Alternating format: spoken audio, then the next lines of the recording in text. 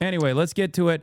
All hell breaks loose as Jayapal asked Bondi to turn around and apologize to Epstein survivors. Thank you, Mr. Chairman. Good morning, Attorney General Bondi, right here. We are joined in this room by some of the thousands of survivors from Jeffrey Epstein's horrific sex trafficking ring. They have shown such incredible courage in speaking out, in demanding accountability to bring the predators and pedophiles to justice. The Epstein Files Transparency Act required your Department of Justice to disclose the perpetrators connected with Epstein's criminal activities and to redact the information of survivors to protect their identities. Let me show you what actually happened. First, in violation of the law, your department has shown a pattern of redacting the names of powerful predators. Here behind me is one example of an email from Epstein to a man whose name was redacted. The email reads, quote, "Where are you? Are you okay? I loved the torture video." Only after members of Congress demanded that we see the unredacted files did the world learn the name of this individual, Sultan Ahmed bin Sulayem, the chairman and CEO of a company that had financial ties to President Trump's business and personal ties to Trump's advisor, Steve Bannon. Second, the survivors were not similarly protected, also in violation of the law. Here is another email titled Epstein Victim List. We have blurred the names of the survivors for their protection, but your Department of Justice initially released this list of 32 survivors' names with only one name redacted, along with numerous files that disclose not only the names, the emails, and the addresses of survivors, but also nude photographs and even the identities of Jane Does who had been protected for decades until your department released their names. Survivors are now telling us that their families are finding out for the first time that they were trafficked by Epstein. In their words, quote, "This release does not provide closure. It feels like a deliberate attempt to intimidate survivors, punish those who came forward, and reinforce the same culture of secrecy that allowed Epstein's crimes to continue for decades." To the survivors in the room, if you are willing, please stand. And if you are willing, please raise your hands if you have still not been able to meet with this Department of Justice. Please know for the record that every single survivor has raised their hand. Attorney General Bondi, you apologize to the survivors. None of this will matter? No, you're wrong. I think it's still important to fucking hold this admin to account. This is also part of the reason why I don't mind fucking working with Democrats in general, even if they don't fully agree with me. What are you talking about? The optics of this matters. The fucking argument matters. What are you supposed to do? Not have this fucking hearing? Are you insane? I said it beforehand. And it bears repeating. This is a major fissure in the base. This is a major weak point in the base. So much so that even the Democrats have fucking realized that they need to exhaust this talking point. It's also a massive, catastrophic injustice that is taking place. Of course they should fucking bring this up. Yeah. The Bondi, Pam Bondi, DOJ, Kash Patel, FBI didn't even meet with the Epstein survivors before concluding Epstein wasn't running a sex trafficking ring. It's psychotic. It's completely unacceptable. It's completely psychotic. Please stop trying to fucking present everything as like as a negative. I know that you have calcified your resistance to shit libs in general. I get it. I understand where you're coming from. I understand why that's like frustrating for you. But we can't be doing that. Like, sometimes they are doing good things. This is one of those instances. They're doing the right thing. In your opening statement for what they went through at the hands of Jeffrey Epstein. Will you turn to them now and apologize for what your Department of Justice has put them through with the absolutely unacceptable release of the Epstein files and their information.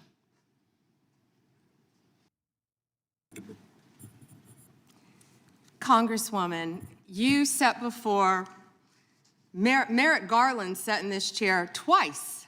Attorney General Twice. Bondi. No, can I finish my answer? No, I'm going to reclaim my time because I asked you a specific question that I would like you to answer, which is, will you turn to the survivors? This is not about anybody that came before you. It is about you. Dude, by the way, Pam Bondi's reaction to this was so fucking crazy.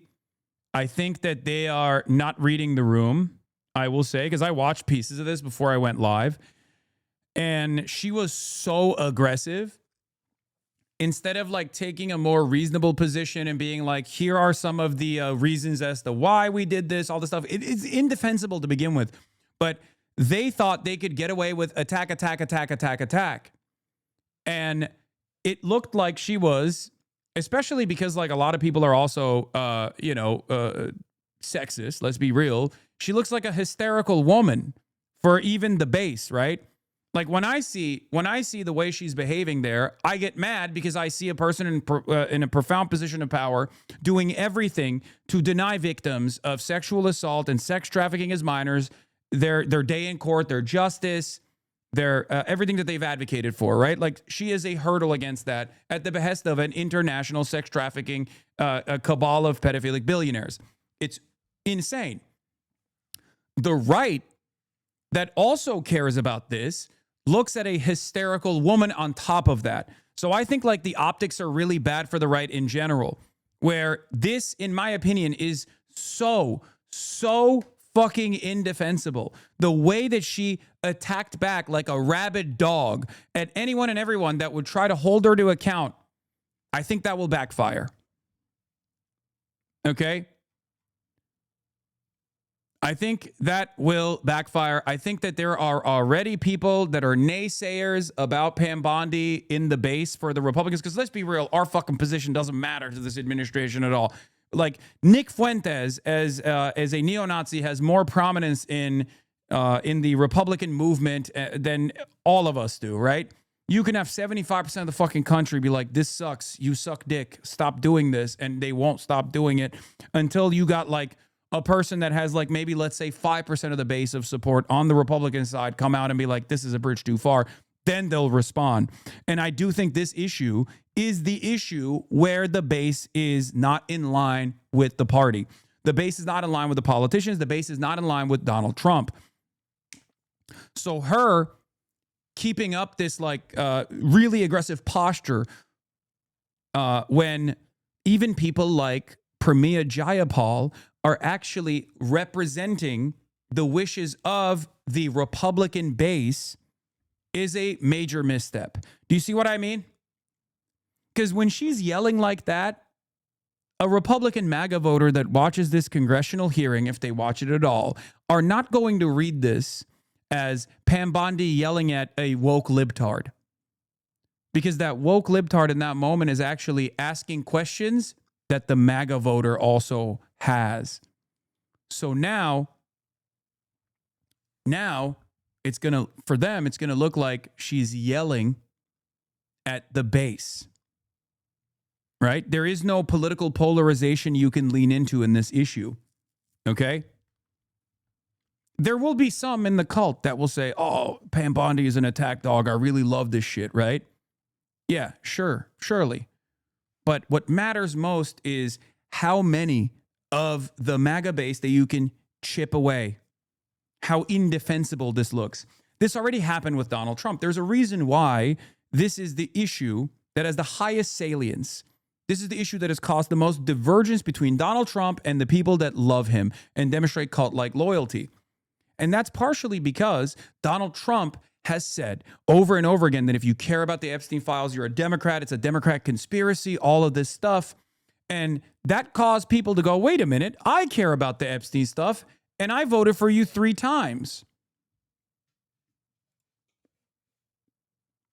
So when Pam Bondi, who has already fallen out of favor with the base of support, comes out and yells like this at people who are asking very reasonable questions about the the lack of transparency that we've gotten, even though we've demanded from the Epstein files, and why they are presenting major hurdles in these revelations and protecting elite billionaire pedophiles, it makes Republicans feel like Pam Bondi is yelling at them too.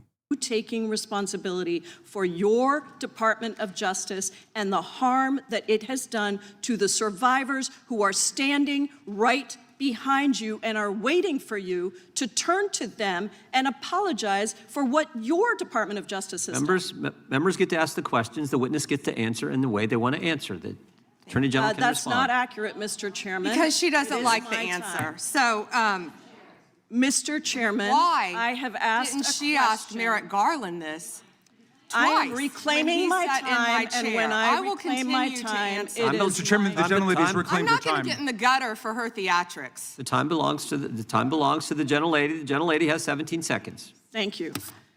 You're not going to answer this question, so let me just Chairman, say this. I'll direct it to What a you. massive No, I'm cover-up. answering a question. Chairman, will you Chairman. restore her time? The witness I'm is not gonna get in interrupting. the gutter with this woman. Stop the She's time. doing theatrics. And let me have my The time. gentlelady from Washington controls the time. The gentlelady has 17 seconds. You can proceed with your final Thank you. 17 seconds. What a massive cover-up this has been and continues to be.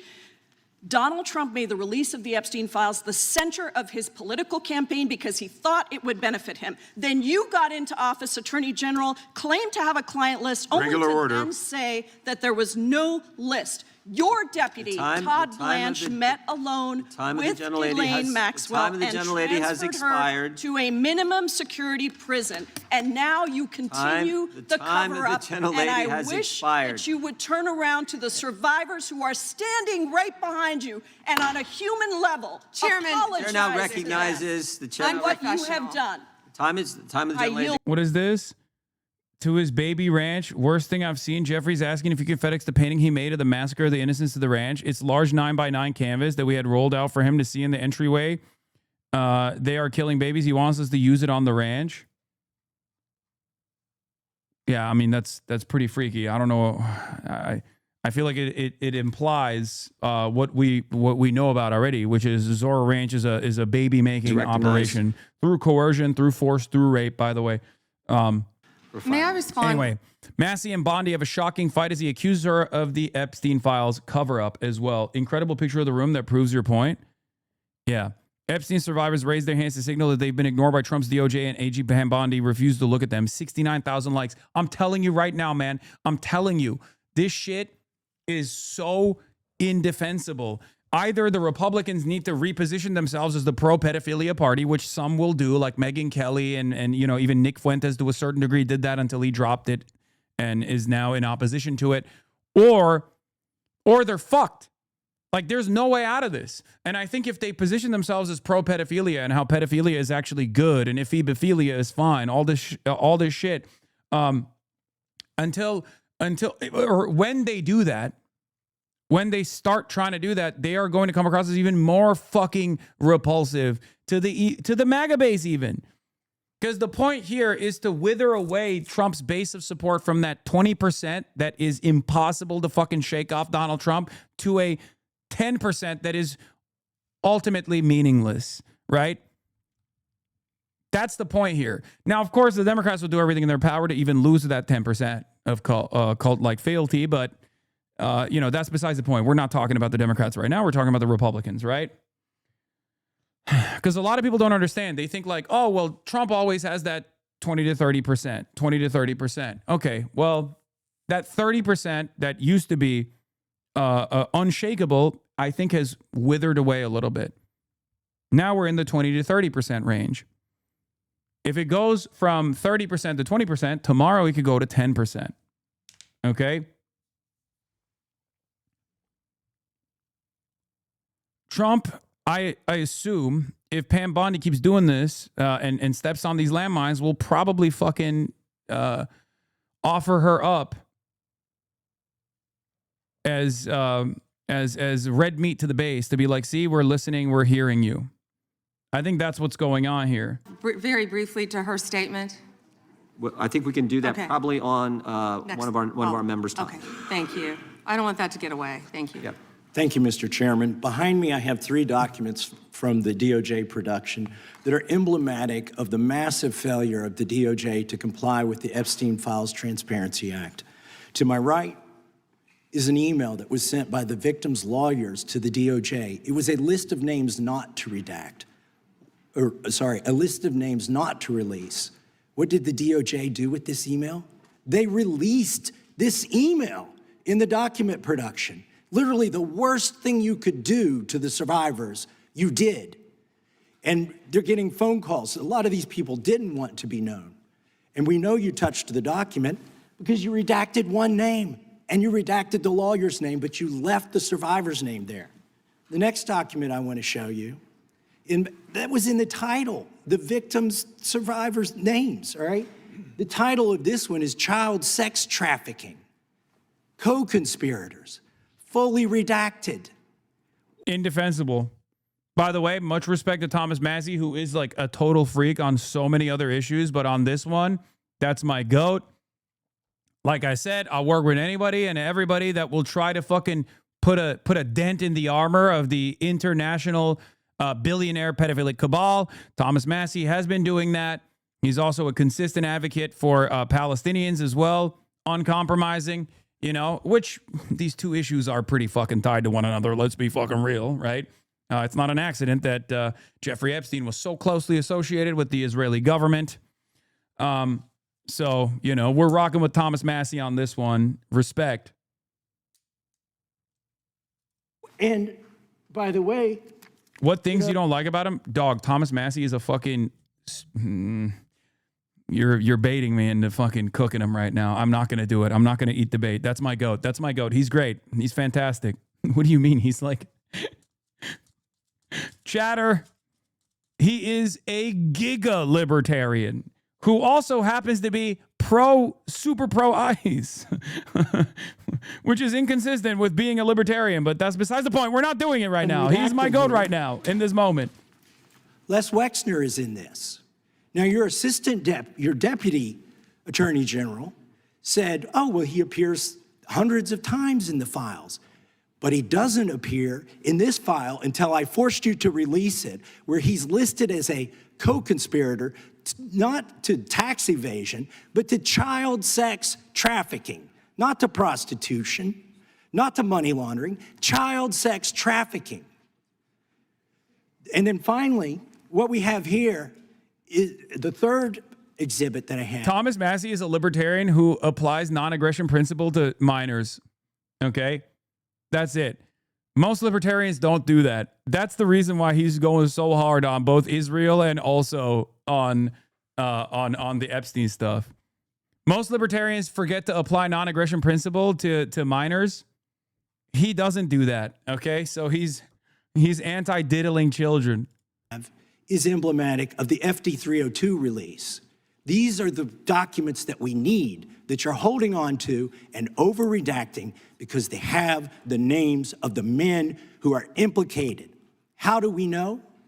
Because the survivors gave testimony to the FBI and it's in there. And what happens when you go to the portal at the DOJ to look at what's behind this redaction? Another redaction. So we can't even see them. And then there's some of these files you've pulled down from the website that we will never see because we can't search the redactions. So I have several questions for you. Who's responsible? Are you able to track who in your organization made this massive failure and released the victims' names? Are you able to track who it was that obscured Les Wexner's name as a co-conspirator in an FBI document? Do you have that kind of accountability? I believe Wexner's name was listed more than 4,000 times about... Look at the reaction to Tom Massie, by the way, versus the reaction to like Pramila Jayapal.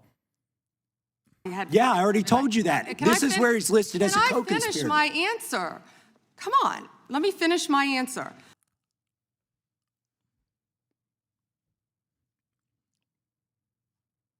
He's a white guy. Of course you like this. No, it's because he's a Republican. And this was the entire thing, by the way. Can I finish my answer? Can I finish my answer? That's all she did. All she did was fucking whine. All she did was fucking yell and yell and yell. And I'm telling you right now, this shit don't look good at all, brother. This shit does not look good to anybody that pays attention to it. We corrected that within 40 minutes. He was already, you're acting like everybody's trying to cover up Wexner's name. Reclaiming my time. I'm going to answer this question. Reclaiming my time. He It's- was, Mr. Chairman. This is how this works. Can I have my time back? Mr. Chairman. The gentlelady can give her answer. The time belongs to the gentleman from All right, Kentucky. I'm reclaiming my Can time. I give my answer? So, Yes. The irony is not lost on me that this conversation is taking place, or rather being moderated by motherfucking Jim Jordan. Okay? Who is notorious for a sex abuse cover-up. Okay?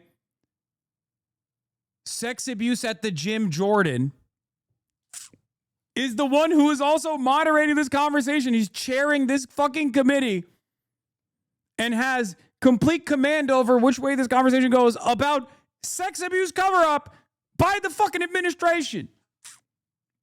He's like, I'm locked and loaded. This is like what my career has been gearing towards. Oh, the Jim Jordan, remember when he slammed The Undertaker through the Hell in Cell? Okay, stop.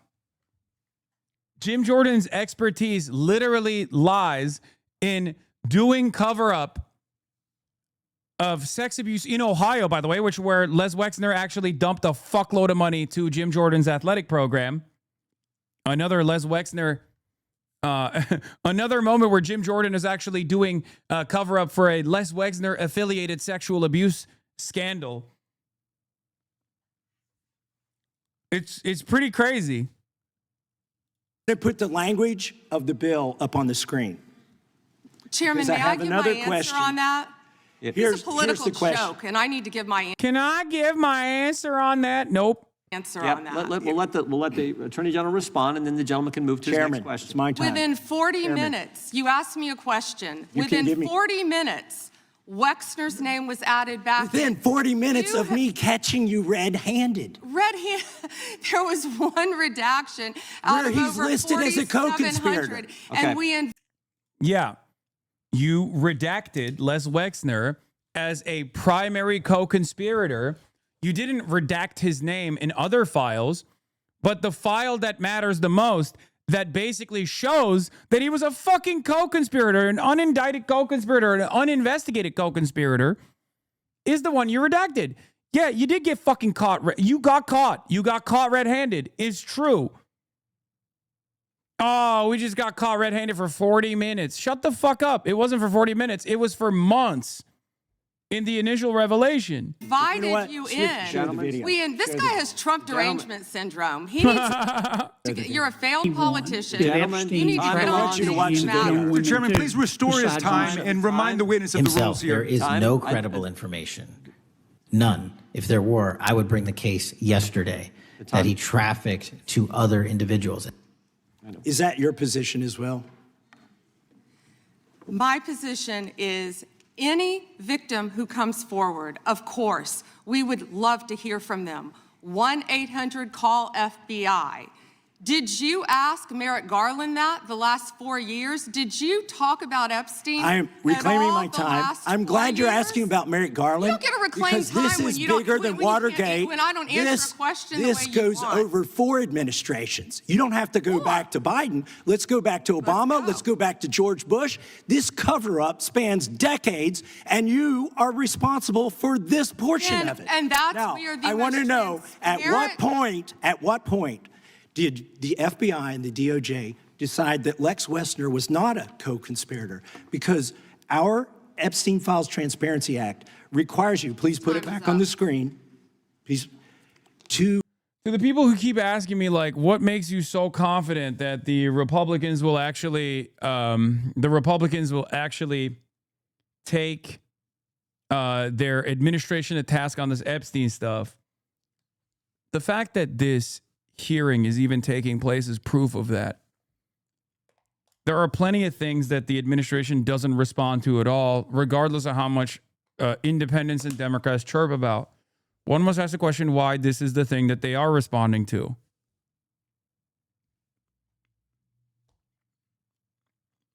It's because the Republican base cares about this, chat. How is this proof of that? Oh my God, brother, what are you talking about? This is, look, political polarization in this country is set in completely, okay? Party loyalty trumps everything else. There are very few issues that actually move across. Very few issues that actually move across party loyalty, okay? This is one of them. Trump knows that as long as he maintains his base, it's going to be fine. Okay? It's not going to be fine, but like at least he can maintain some level of popular support and do whatever the fuck he wants to do. This is the one issue where his base is like, no, I'm not on board with what you're doing. I'll give you another example. Israel. Trump could have just kept allowing Israel to keep pummeling Gaza without even making an aesthetic plea to make it seem as though there was a real ceasefire taking place. Now, there isn't. There isn't a real ceasefire. We know that. But the reason why he even forced Israel's hand to act like there's a ceasefire now implemented and significantly lowered the damage that Israel is doing to the Palestinians was because he realized that he was losing his own fucking base of support on this issue.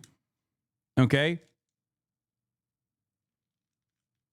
And yes, while Israel has not ceased its endless pummeling of Gaza, let's be real, it's not the same. It's not to the same degree as like the amount of bombing that was taking place pre-fake ceasefire implementation. The reason why he did that is because he wanted to move the conversation away from Israel. Here is the base being at odds with the Republican mouthpieces in action, right? Laura Ingraham asked Turning Point crowd how many were satisfied with the Epstein investigation and invited applause. Let's take a look. How many of you are satisfied? You can clap. Satisfied with the results of the Epstein investigation? Clap.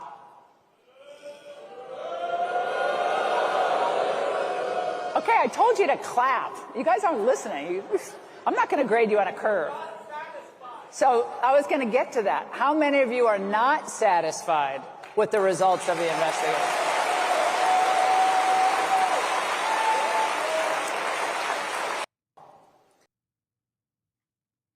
Bondi stonewalled the D's today. The GOP base can't feel any relief from this. In your opinion, do they start calling for Bondi's resignation? I think it's important for us to try to get those guys to call for Bondi's resignation. Okay? That's what I think. Because I think if you get any W out of this, if you get any fucking blood, if you get even a little bit of blood, you cut them and they bleed a little bit, and you show people that they have the capacity to bleed, I promise you, more of it will come. Okay? That's what I think. That's what I believe. Because right now, Republicans have basically created a fortress around themselves, right? They've created a fortress around themselves on these opinions. They've created a fortress around themselves on maintaining the no compromise position. They did this with ICE, right? And even in their, I'm going back to shitting on the Democrats right now, but even in their move away from like punishing Minneapolis, they're not actually moving from punishing Minneapolis, but the Democrats are allowing them to get away with it in some ways by taking a reform position on ICE and not really making a big stink and presenting this as a big W when it's not. If you were to get a scalp, if you were to get a fucking scalp here, the blood's in the water and the sharks will pounce. Release the internal decision about whether to prosecute him or not, and it's not in the files, and it's not in the files for any of these other men. Time of the gentleman has expired. May she answer? And he's a hypocrite because he voted against the ban that we were talking about on. But don't you think it'll be just another cop-out like Bovino? Well, nothing changes. Like, it feels like it's W and everyone moves on. It will be if we let it happen. But this is a domestic affair. It's the same with ICE. People are more likely to forget about Gaza because Americans are very selfish people and they think like Gaza's happening over there versus their opinion is on ICE, which is happening over here. I'll give you an example. Palantir. Palantir is in the news today. It should be in the news every day, but it's in the news today right now. Why? Because there has been an internal mutiny within the ranks of Palantir. Palantir had no issues when they were being used by Israel to murder people in Gaza. Here's a scoop from McKenna Kelly at Wired magazine. Tensions at Palantir have grown in recent weeks over the company's work with ICE. On Friday, CEO Alex Karp tried to calm concerns in an hour-long video that offered few specifics instead of offering NDAs to workers who want to understand how it's empowering ICE. Ali Winston says, amazing how ICE, not Israel, was the final straw for Palantir employees. Kind of a big tell.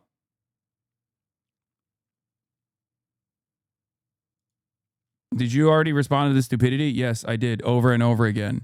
I not only responded when she replied to me, but she then quote retweeted it again because she didn't get what she wanted out of that. Anyway, we've moved on from that. So this is important for people to understand because ICE is domestic occupation. ICE is domestic violence. And Americans care more about domestic violence than they do about the foreign violence that we're dishing out alongside a religious ethno state, right? Israel. There is a level of like moral removal that Americans engage in when they go, oh, well, that's Israel doing it. And maybe we should stop Israel from doing it, but that's not our crime, right? That's not happening to me. It's happening to people that may or may not deserve it.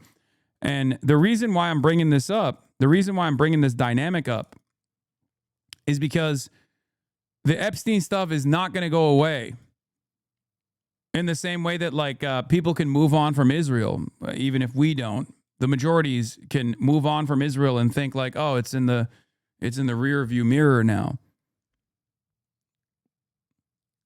The Epstein stuff, they're not going to move on from. Deep fake AI porn. Only 2 people voted against it, and you were one of them, hypocrite. The gentleman's time has expired. She didn't answer the question. Mr. Chairman, Mr. Chairman, could she answer the question? Chairman, I was wondering. The gentlelady's allowed, the Attorney General's allowed to respond the way she wants to respond to any member's questions, Republican, Democrat. Yeah, of course Jim Jordan is going to defend Pam I have Bondi. unanimous consent request. Dick eater. Gentleman's recognized for a UC. All right. This is an example. I'm submitting these 302 forms that are entirely redacted, even when you go to look at them. Without objection. I'm submitting a witness statement that implicates Les Wexner. Without objection. I'm submitting an article from the New York Times that the DOJ released nude photos and identifiable pictures of the victims. I'm submitting a letter from AG Bondi to Kash Patel, imploring him to quit keeping the files when you found out that they were keeping files from you, because they're still redacting files that you... Chairman, are we going to recess for votes? Yes, we are. I'm submitting for unanimous consent a document of 17 individuals who've resigned because of the Epstein files. Without objection.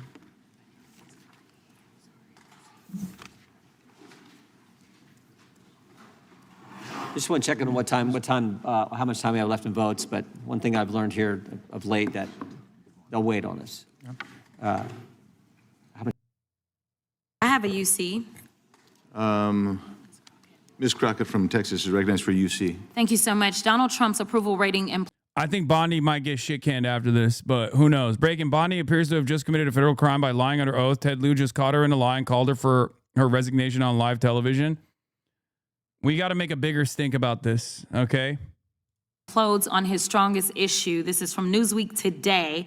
It says 40% of people approve of Trump's handling of immigration and border security, while 60% disapprove. Without objection, that is a admitted. net drop Now I recognize the gentleman -20. from California, Mr. Liu.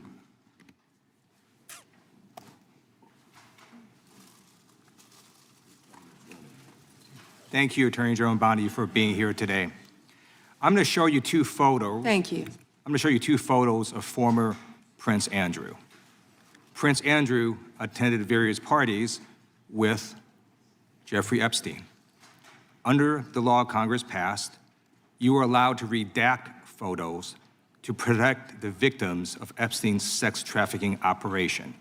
You redacted the photos of this victim's face because you were following the congressional law. Is that correct?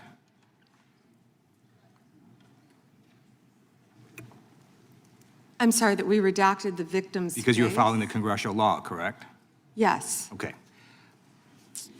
You have now established that we Smart. please put the This is smart. He comes in. He comes in with a point of agreement to, like, you know, disarm the opponent. photos back up. This is a lie detector technique almost, where you ask for control questions, right? Like basic questions that you're gonna fucking answer. Let's see where he goes. We are looking at a sex trafficking victim. Under the Federal Victims Trafficking Protection Act, not only is Jeffrey Epstein guilty, but anyone who patronizes Epstein's sex operation is also guilty of a crime. That's why I find it absolutely despicable that you sought to protect Epstein's clients, like former Prince Andrew. Last July, you closed the case on Epstein's abusers. The July 2025 memo from your Department of Justice stated, quote, "We did not uncover evidence that could predicate an investigation against uncharged third parties." These two photos, please put the photos back up. These two photos staring you in the face are evidence of a crime and more than enough evidence to predicate an investigation against former Prince Andrew. So I ask you, Attorney General Pam Bondi, why did you shut down this investigation last July, and why have Ooh! Okay, Ted. Okay, Ted. See? They're all sharks at the end of the day, but when they see blood in the water, they fucking cook. I would love to see how Asmongold defends this shit, by you the not way. prosecuted former Prince Andrew? I don't believe you asked Merrick Garland these questions when he was Attorney General and set before. I agree with you. You twice. I'm reclaiming my Did you? time. Never I agree mentioned with it. you. I agree with you. During Were the you not here the Biden administration, I called for people looking at Epstein files. Merrick Garland dropped the ball, as did Attorney General Bill Barr, as did Alex Acosta, a whole string of failures. But you are in charge. You have the power to change things, to hold these men accountable, and you're doing the opposite. You're protecting. These guys have no you, by the way. All they got is no you. What? Epstein is a white people thing? Oh wait. Okay, dude. Who cares right now? Come on. So I want to move on to another man. Can I answer Donald that, Trump. though? I want to move on to another Can I question. answer your question about protecting You Prince answered the Andrew? question. You're saying no. I love this. I want to discuss another man, Donald Trump, who is all over the Epstein files, like former Prince. Here's a video.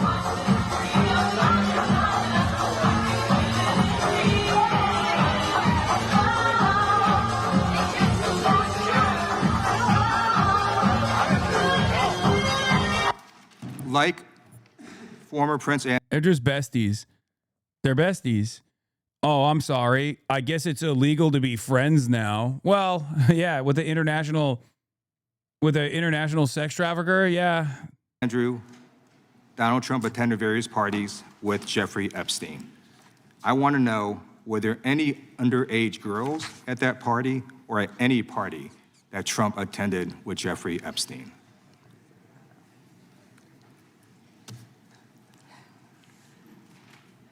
This is so ridiculous, and that they are trying to deflect from all the great things Donald Trump has done. There is no evidence that Donald Trump has committed a crime. Everyone knows that. This has been the most transparent president. That's so funny. Dude, you're literally sitting on a Judiciary Committee hearing because you redacted Donald Trump's name alongside numerous prolific international billionaire pedophiles. It's not exactly a moment where you can defend the transparency of the fucking administration. Oh, what a crock of absolute dog shit.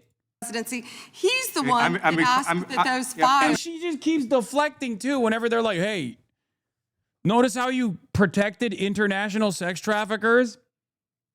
Like over and over again. And she's like, well, this is the most transparent administration. Reclaim my time. This is also kind of Israel. This is like Israel, the most moral nation. Your answer. You said there's no evidence. Trump asked Chairman, please stop the clock. Stop the clock. The legislation.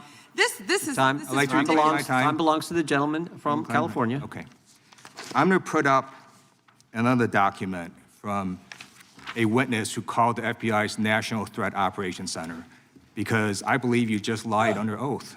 There is ample evidence in the Epstein file. Don't you ever accuse me of a crime. I believe you just lied under oath, and this is all on videotape. You said there's no evidence of a crime. I'm showing you.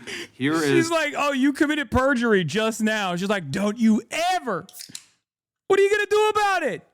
Because you did do that. Oh, my God. Oh, let's go.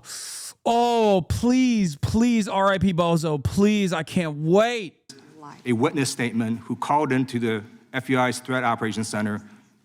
He drove Donald Trump around in a limo. He overheard what Donald Trump said to Jeffrey on his cell phone. He was so angry, he was going to stop the limo and hurt Donald Trump. And he met a girl who said she was raped by Donald Trump and Jeffrey Epstein. She later had her head blown off, and officers at the scene said that could not have been suicide. No one at the Department of Justice interviewed this witness. You need to interview this witness immediately. Epstein should rot in hell, so should the men who patronized his operation. And as we say here today, there are over 1,000 sex trafficking victims, and you have not held a single man accountable. Shame on you. If you had any decency, you would resign right after this hearing concludes. The gentleman has expired. May I respond? Yeah, I don't know how you respond. No one can. I did not can ask a respond. question, Ms. He doesn't You're want allowed to talk to. about I did the not ask a horrific question. crime in California. He does not want to talk about I did not ask a crime question. in. Oh my God. Dude, her answer literally always is like, well, what about crime in California? What about this? Dude, this is, I can't believe I'm saying this because we're seeing this currently at the national stage play out. Debate pedophilia. This is the highest state of debate pervertry, which is debate pedophilia. Fucking awesome. You can't hit this. You can't hit this if you're not Trump. This is a Trumpian response, right? No you, over and over again.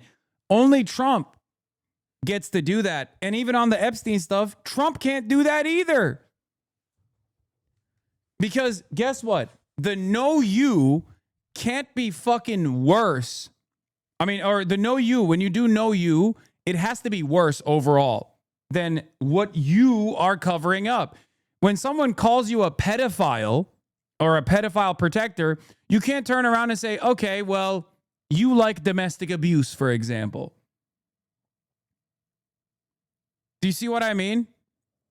Like, you can't turn around and go, well, you're saying that I'm like protecting pedophiles, but what about your crimes against small businesses? You know what I mean? Like, that's not going to work. That's not going to work at all. It's ironic because I experienced one of these like debate pedophiles earlier, right? One of the things that I was, here's an example, right? Here's a fucking example. Here's a glaringly obvious example of this no you defense not actually working and falling flat on its fucking face. Where is it? Let me find it real quick. Here. You're in a sex cult led by a pedophile streamer. The day he goes Republican, you will too. You didn't care when he boosted Sam Hyde, Nick Fuentes, or Lauren Southern. Don't talk to me about obeying in advance. Vote blue no matter who got us into this mess. How many Groyper accounts have you retweeted and signal boosted? Does know you work there, you think? No, it doesn't. It doesn't. It's the same exact strategy. It doesn't work. At least for the time being, From Tennessee's recognized? pedophilia still has a lot of stigma, luckily. It's kind of going away, but at least it has a lot of stigma. Just so I can feel something, can you please zoom in on Bondi's awful roots? Her cosmetologist clearly hates her, and I need to feel something. Okay.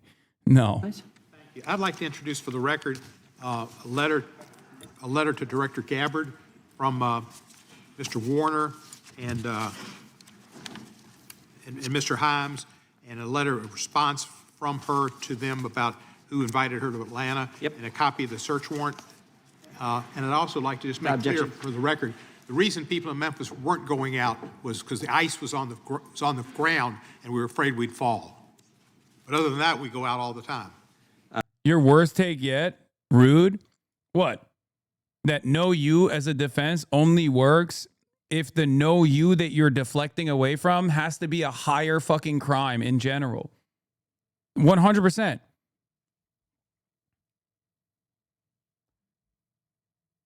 Oh no, let us roast her roots. Okay, calm down. Gentlemen, without objection, there's unanimous consent. The gentlelady from Vermont is recognized. Thank you, Mr. Chair. Attorney General Bondi, according to your department, a child is sexually abused in the United States every 9 minutes, and the vast majority of survivors never get justice. And that's one of the reasons why I think the Epstein case has resonated so deeply with so many Americans. And the other reason, I think, is because it has revealed a two-tiered system of justice. And the powerful are protected, and the survivors rarely get any accountability. And the Epstein files contain evidence of a multi-decade international criminal conspiracy involving some of the wealthiest and the most powerful people in the world. There's evidence of financial crimes, political corruption, sex trafficking, and of course, horrible sexual abuse. And I want to remind everybody, this isn't a game. These are real people, people who have suffered, who are sitting here with us today, and they deserve answers, and they deserve accountability. And I'm here to try to get some for them. Now, I've seen some of the unredacted Epstein files, and obviously, as you know, President Trump's name is all over them, but so are the names of other senior Trump officials: Howard Lutnick, Secretary of Commerce; John Phelan, the Secretary of the Navy; and Stephen Feinberg, the Deputy Secretary of Defense. These men were appointed by President Trump to senior positions in his administration. All of them have clear and confirmed ties to Jeffrey Epstein. Attorney General Bondi, yes or no, has the Justice Department asked Secretary Lutnick about his ties to Epstein? Excuse me. Secretary Lutnick has addressed those ties himself. I'm asking you, has the Justice Department specifically asked Secretary Lutnick about his ties to Jeffrey Epstein? He has addressed those ties himself. Has the DOJ asked Secretary Phelan about his ties to Jeffrey Epstein? I don't know whether he has addressed those or not. Has the deputy, I like that. Oh, he's addressed it himself. Okay, but you're the Department of Justice. Like, fuck you mean he's addressed it himself? It doesn't matter if he's addressed it himself. You need to be conducting an investigation. It's like someone is suspected of doing a drunk driving, okay? Someone is suspected of killing someone in a drunk driving incident, okay? You ask the DOJ, have you prosecuted this person for drunk driving? You go, well, he came out and said he was drunk driving. Oh, okay. I guess no need then. I didn't realize if the fucking pedophile protector himself says he was actually homies with the pedophile, then you don't have to conduct any additional investigation into it. Mystery solved, I guess. The fuck? Deputy Secretary Feinberg talked to the Department of Justice about his ties to Jeffrey Epstein. Yes or no? Has the Department of Justice talked to Deputy Secretary Feinberg about his ties to Jeffrey Epstein, which are clearly spelled out in the files? It's a very simple question. It's not a trick question. I'm just asking you. Yeah, I'm stunned that you want to continue talking about. Oh my gosh. Epstein Okay, instead I'm of a Border reclaiming my Patrol time. agent I'm asking murdered. you not a trick question, a simple question. Okay, so what is clear Cook her is ass. we have evidence. Do you know that who Chris Malin is? We have evidence that 3 senior officials within the Trump administration have ties to Jeffrey Epstein. And what I does can ties conclude, mean? I can conclude What does What does ties mean? I don't know. Fucking hanging out with him, or saying he was a good guy, or saying he liked them young, just like I do. You know, things like that, I think, are pretty fucking deep. I mean, those are deeply held ties that you have with a guy. Sending him a birthday gift where you doodled a naked woman. I mean, with Donald Trump, the ties are so deep that it was, as far as we knew, until Jamie Raskin's new revelation, 38,000 times. It's a tie so deep that the authorities that were investigating Jeffrey Epstein sought out Donald Trump's name at least 38,000 fucking times. Now Jamie Raskin says it's actually over 1 million times. It's pretty fucking big, don't you think? I mean, it's pretty significant. That's crazy. I mean, how many times have you guys been mentioned in the Epstein files? 0. I've been mentioned 0 times. Donald Trump, 1 million, potentially. I'm sorry, but, you know, that means that there should be a deeper investigation. As a matter of fact, there has been a deeper investigation. But you are saying that you have not talked to them. What does ties mean? Can I you think define Americans would be shocked to learn that you are not interested in talking with these officials who have ties to Jeffrey Epstein. What does across ties the mean? world, Can you define that? across the world, Can you prominent define men ties? who've been Time exposed belongs to the in the files have resigned their jobs in disgrace, and that's a good first start. And that same Disgrace is standard, not saying the word this Chris same Malin. standard should apply here. And Americans want accountability. Who is Chris Malin? Was the president he? aware? Please stop talking. It is not your time to ask was questions. It is not your time. I'm reclaiming my time, Mr. Chair. One second. Time belongs to the gentlelady from Vermont. Was the president aware of Secretary Lutnick's ties to Epstein when he chose him to lead the Department of Commerce? Was he aware? Chris Malin was a Border Patrol agent. Okay, so He I'm was going to shot, conclude and that she the president, in never fact, mentioned did him know about his in ties her because he district. was the next door neighbor. Shame on you. Oh, for goodness sakes. You're this from is a tiny, pathetic. beautiful This is state. pathetic, Committee Mr. will Chair. be in order. I am not asking trick questions here. You The got your American 5 people minutes. have a right to know the answers to this. These are senior officials in the Trump administration. This is not a game, Secretary. I'm Attorney General. My apologies, I couldn't tell. By 2008, we knew that Epstein was a convicted sexual abuser. And we now know that Lutnick went to Epstein's Island in 2012. How was that not a deal breaker for the president? And why aren't you asking questions of the Commerce Secretary about what he saw? Yeah, you're the Attorney General. Half of the fucking cabinet is staffed by Jeffrey Epstein affiliate pedophiles. It's crazy. As the Attorney General, I know that it's not fashionable to bring this up because it seems like it harkens back to a totally different time where there was at least like some degree of separation aesthetically between the Attorney General, like the DOJ, the Department of Justice, and the presidency. But that is kind of still, in theory, what is supposed to happen, right? So it's perfectly valid to ask the primary investigator in charge of all of these investigations why they didn't investigate any of the fucking deeply held connections between half of the goddamn pedophile cabinet that Donald Trump maintains and Jeffrey fucking Epstein. These are good questions to ask, by the way. It's important to ask them directly to Pam Bondi, and it's good that these clips are out there, okay?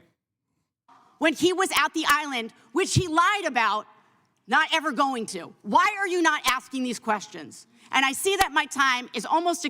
This is such a slam dunk. This is such a fucking slam dunk that it actually compromises multiple people. First of all, Pam Bondi has perjured herself, both in this setting and in the past as well. Kash Patel has perjured himself. Like, Now you can demand course corrections. You can demand accountability. You can be like, yep, fire these people. You can go to the Republican Party. Howard Lutnick has lied over and over again. This is surprisingly one of the more pedophilic administrations that we have. It's ironic because like Obama still had plenty of pedophile affiliates in his cabinet. We know this, okay? Probably less than, definitely less than Donald Trump. Bill Clinton himself is just like Donald Trump, directly affiliated with Jeffrey Epstein. Her acting this way during her hearings is career-ending. Lawyers, regardless of political party, deeply care about optics, and the reason ACB was confirmed, even though she's a liar and sucks. It's pretty crazy that, like, although all of the administrations have had like plenty of Epstein affiliates in their cabinet, the Trump one still rises above. I mean, it still goes above and beyond with how many pedophiles and how affiliated said pedophiles were. Pam Bondi's unhinged performance in congressional hearing today was not because she was protecting Trump. It's because Bondi's protecting herself. She's clearly implicated in Epstein scandal given she served. No. I also used to think that. I don't think she's like personally a part of the cover-up. I used to, well, now she is. She is now. But I don't think she was back then. I think her timeline as her timeline in Florida, it doesn't match up with any of the Epstein investigations, if I'm not mistaken. I might be wrong. Pam Bondi is jester maxing and currently being frame mogged by the House Judiciary Committee. She's experiencing visible cortisol spikes as she continues to get fact mogged while perjury maxing, zero composure gains, getting reclamation mogged every 45 seconds for filibuster maxing. Nice. The hearing has returned from recess. Bondi is getting truth cucked into another dimension by the committee and still appears to be high inhib despite likely turbo coping and panic loading deflection fuel during lunch. What is this? Is this real? Is Charlie back? Are we carrying the flame? Hold on. Carrying the flame, bros. It's not over. It's not over. I see his beautiful face everywhere, dude. I see it everywhere I look. He is Charlie Kirk. Charlie hasn't stopped serving our country. My God. What a legend. Expired. So I will say this. Do the right thing, Attorney General. Meet with the survivors. They have been asking for a year. Meet with the survivors. Do the right thing. I yield back. Gentlelady yields back. The gentleman from South Carolina is recognized for 5 minutes. May I have 20 seconds of his time? That'd be up to the gentleman, but. Absolutely, Madam Thank you. Thank you. I was curious if you, Congresswoman, asked Bill Clinton that. Didn't see. What about Bill Clinton? That's awesome. It's just no you. She's like a baby. A child's brain. No you. No you over and over again. It's like, well, you're on trial right now. Like, this is a fucking House Judiciary Committee asking you. What made people believe that, because this is not like a direct trial, but it's similar to a trial setting, right? Like, there are some rules around like perjury, things of that nature, right? Because it's a congressional hearing. What's really funny about this is, like, this is the equivalent of sitting at your own trial and in your defense, like you're on trial for a murder, okay? You're on trial for a double homicide. And you turn around and go, well, Your Honor, what about all the times where I didn't commit homicide? Or turning around and saying, well, Your Honor, murders go unprosecuted every day. Why am I the difference here? Why am I the exception here? It's like, dog, it's over. You're sitting on a fucking trial for your own murder defense. If this is the defense you're launching, it's over for you. It's done. You're going to fucking prison. Like, imagine being like, well, Your Honor, OJ got away with it. Why can't I? One tweet, not one. I didn't see one tweet when Joe Biden was in office about Bill Clinton. Didn't ask Merrick Garland anything about Epstein, not once when he was Weak sauce. And Weak sauce. also, I want the record to reflect that, you know, with this anti-Semitic culture right now, she voted against a resolution. Anti-Semitic culture? Hey, yo! Woo! Keep at it. Oh, that's awesome. I hope she used this. I hope she deployed this even more. Oh, my God. Oh, my God. Oh, my God. That's fucking awesome. Anti-Semitism defense? What's next? Is she going to fucking tie this to like, well, Jeffrey Epstein was a Jewish man. Pam Bondi randomly accuses Representative Becca Balin of being anti-Semitic because of some random vote about Israel. Recca Balin is Jewish and her grandfather died in the Holocaust. Oh, I didn't even know that. Oh my God. Oh my God, that makes it so much worse. Oh my fucking God. Oh, that's crazy. Pam Bondi using allegations of anti-Semitism to avoid accountability for a secretive conspiracy is cultural appropriation. That's fucking insane. He is Jewish. I just want to be clear. Do you want to go there, Attorney General? Or do you want to go there? Are you serious? Talking about anti-Semitism to a woman who lost her grandfather in the Holocaust. Really? The committee will be in order. Oh, it's spectacular. Condemning. Oh, he is Jewish. I just want to be clear. Do you want to go there, Attorney General? Or do you want to go there? Are you serious? Talking about anti-Semitism to a woman who lost her grandfather in the Holocaust. Really? The committee. Oh, that's so sick. Like many pro-Israel conservatives, Pam Bondi spent the last 5 years screeching about liberals who call all their opponents bigots and racist, but now she goes around casually branding people anti-Semites, even Jewish pro-Israel congresswomen with family Holocaust deaths. Which, by the way, it makes it even funnier because Balin, too, in an interview with VT Digger on Wednesday, reiterated that she believes Israel has a right to defend itself, said she believes the U.S. should continue offering Israel military aid in order to do so. Israel is literally surrounded by countries that want to destroy it. So, like, it's not even some, like, anti-Zionist. It's not even some fucking anti-Zionist congressperson that she's calling an anti-Semite.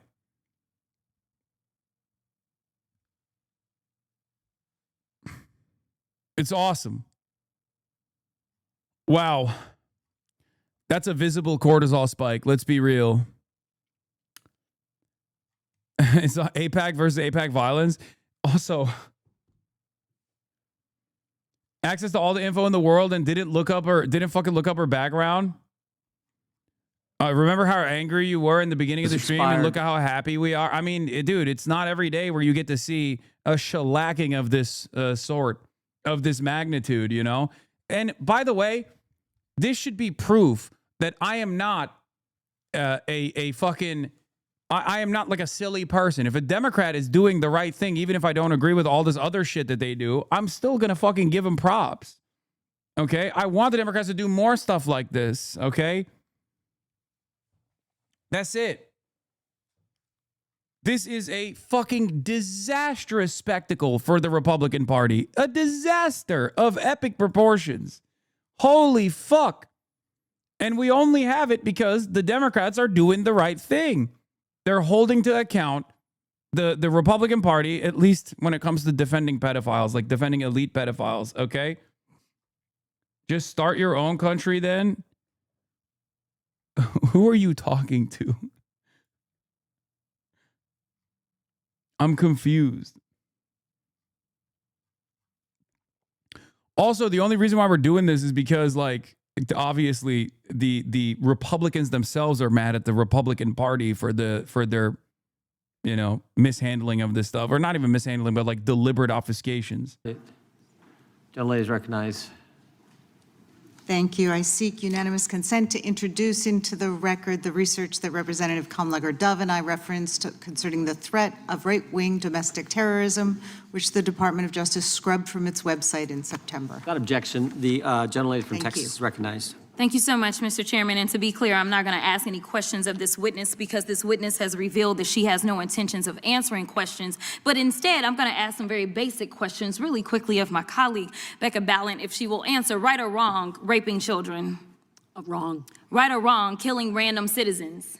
Definitely wrong. Right or wrong, enriching yourself as the sitting president of the United States. Definitely wrong. Okay, thank you, because I probably never would have got that with our witness. Our witness who somehow is a lawyer but does not understand how it works with witnesses. I'm not really sure what law school she went to and what all kind of cases she tried, but typically when you come into a space and somebody's a witness, then they sit there and they answer questions instead of asking questions. And then we also have this objection that we use as lawyers called non-responsive when a witness fails to actually answer the question. But nevertheless, let me address the survivors because that's exactly who they are. They are not victims, they are survivors. Let me say thank you for having more courage and moral clarity in your pinky fingers than the entire Department of Justice. We are currently the laughing stock of the world, partially because of the failed leadership within the DOJ as we see kings and queens falling everywhere around the world. But we don't know the basics of right and wrong in this country because it's not about partisanship. And that's why I applaud Thomas Massie, because he's the only person on the Republican side that has a backbone and knows how to stand up to corruption. But nevertheless, let me keep going. My Democratic colleagues have been attacked this entire committee hearing. They have been lied on. And frankly, the American people weren't looking for that. They were looking for answers about the corruption that they see coming from this administration.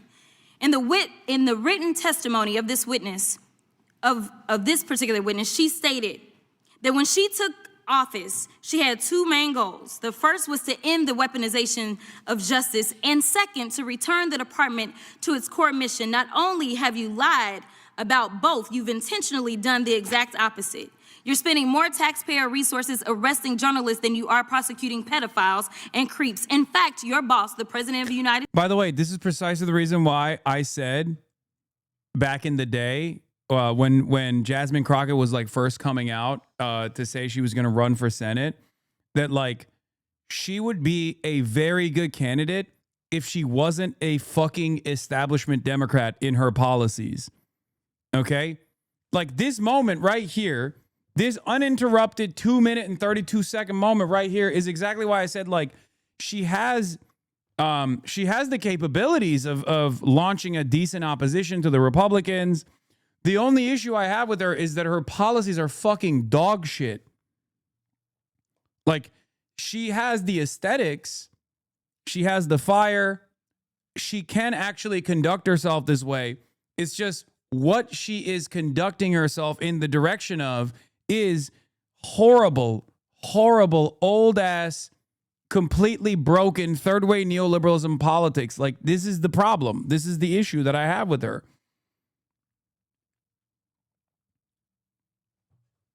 She's good at being a partisan attack dog. Not even like I just wish that she like if she wasn't if she was like anti-genocide, for example. Okay, if she was anti-genocide, if she was anti-Israel, if she was anti-corporate Democrats, like she could be a really reliable, fucking reliable senator in Texas. She could even win potentially. Or anti-crypto too. Anti-crypto is like by the way, ironically enough, anti-crypto is even less popular than Israel, and Israel's popularity is dog shit as we know. And she's pro-crypto. It's crazy.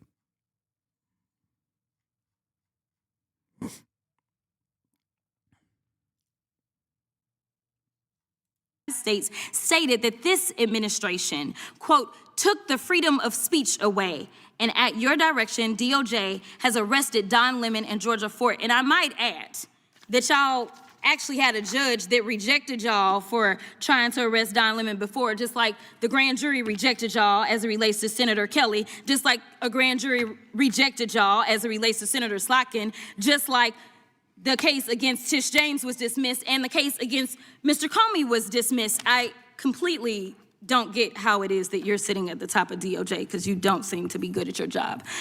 You're spending more taxpayer resources arresting these journalists. In fact, we know after Georgia Fort and Don Lemon were arrested, we know that there were homes of journalists that were raided. We know that threatened prosecution against students protesting your actions and forced tech companies to remove apps used to track ISIS activities. But let's circle back to you protecting pedophiles and creeps, because I want to talk about the president and his possible involvement with Jeffrey Epstein. Now, I don't know what the president might have done with Jeffrey Epstein, but unlike this administration, I believe that facts matter, so let's talk about the facts. Fact number one, Donald Trump is one of the most named people in the Epstein files. At least 5,000 files contains more than 38,000 references to Trump, his wife, or Mar-a-Lago. Fact number two, Jeffrey Epstein and Ghislaine Maxwell made young girls available to Trump on multiple occasions. For example, according to this file, Ghislaine Maxwell presented a young girl to President Trump who spent more than 20 minutes apparently flirting with her. Here's another example. This shows notes from FBI investigators that describe Jeffrey Epstein transporting a victim to Mar-a-Lago to meet with President Trump, where he bragged to Trump that, quote, "This is a good one." Now, I'm not saying that the president is a pedophile, but there is a lot of evidence in these files that suggests that he's very close friends with a lot of men who are pedophiles. What's crazy about all of this is just that this is a big cover-up, and this administration is engaged in it. In fact, this administration is complicit. But there are numerous others, like how the DOJ is attempting to obstruct justice in the investigation of the rogue agents who have murdered American citizens, or how the DOJ seized voter data from Fulton County in an attempt to steal the 2026 midterm elections, or how federal agents have Tom Homan on tape accepting a bribe and your agency killed the investigation, or how your agency is ready to give the president a $230 million payday, which is unconstitutional. The Constitution is clear. The president shall not receive any payment except his salary while in office. The fact of the matter is that you will be remembered as one of the worst attorney generals in history, an attorney general who has prioritized obstruction over justice, corruption over the law, fealty to the president over loyalty to the Constitution. And Mr. Chairman, I will yield. Gentlelady yields. Gentleman from Missouri is recognized. Excuse me, gentleman from Kansas, the Attorney General, former Attorney General, Mr. Schmidt is recognized.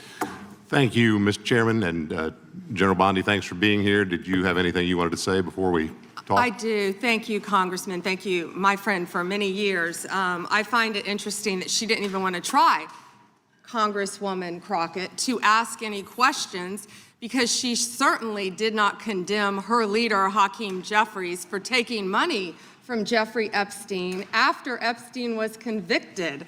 And I will be brief to give you your time, Congressman. This is what she didn't want to talk about. Texas, from Cuba, convicted, homicide, arson, weapon offense. Convicted. So what we talking about? Convict Texas, some of these perpetrators homicide. That rape these women that are sitting behind you, that you refuse to even acknowledge they are here.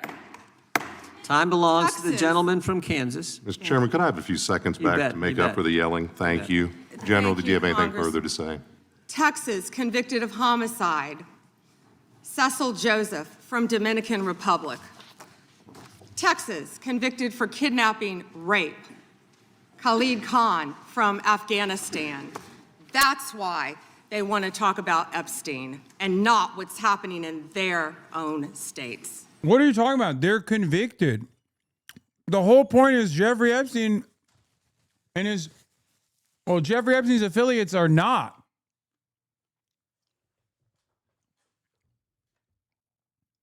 That's not how this works. You can't go, hey, look at all these people that you're, like, look at all these people who have been convicted under your watchful eye. Please stop looking at the non-convicted elite pedophiles I'm defending now.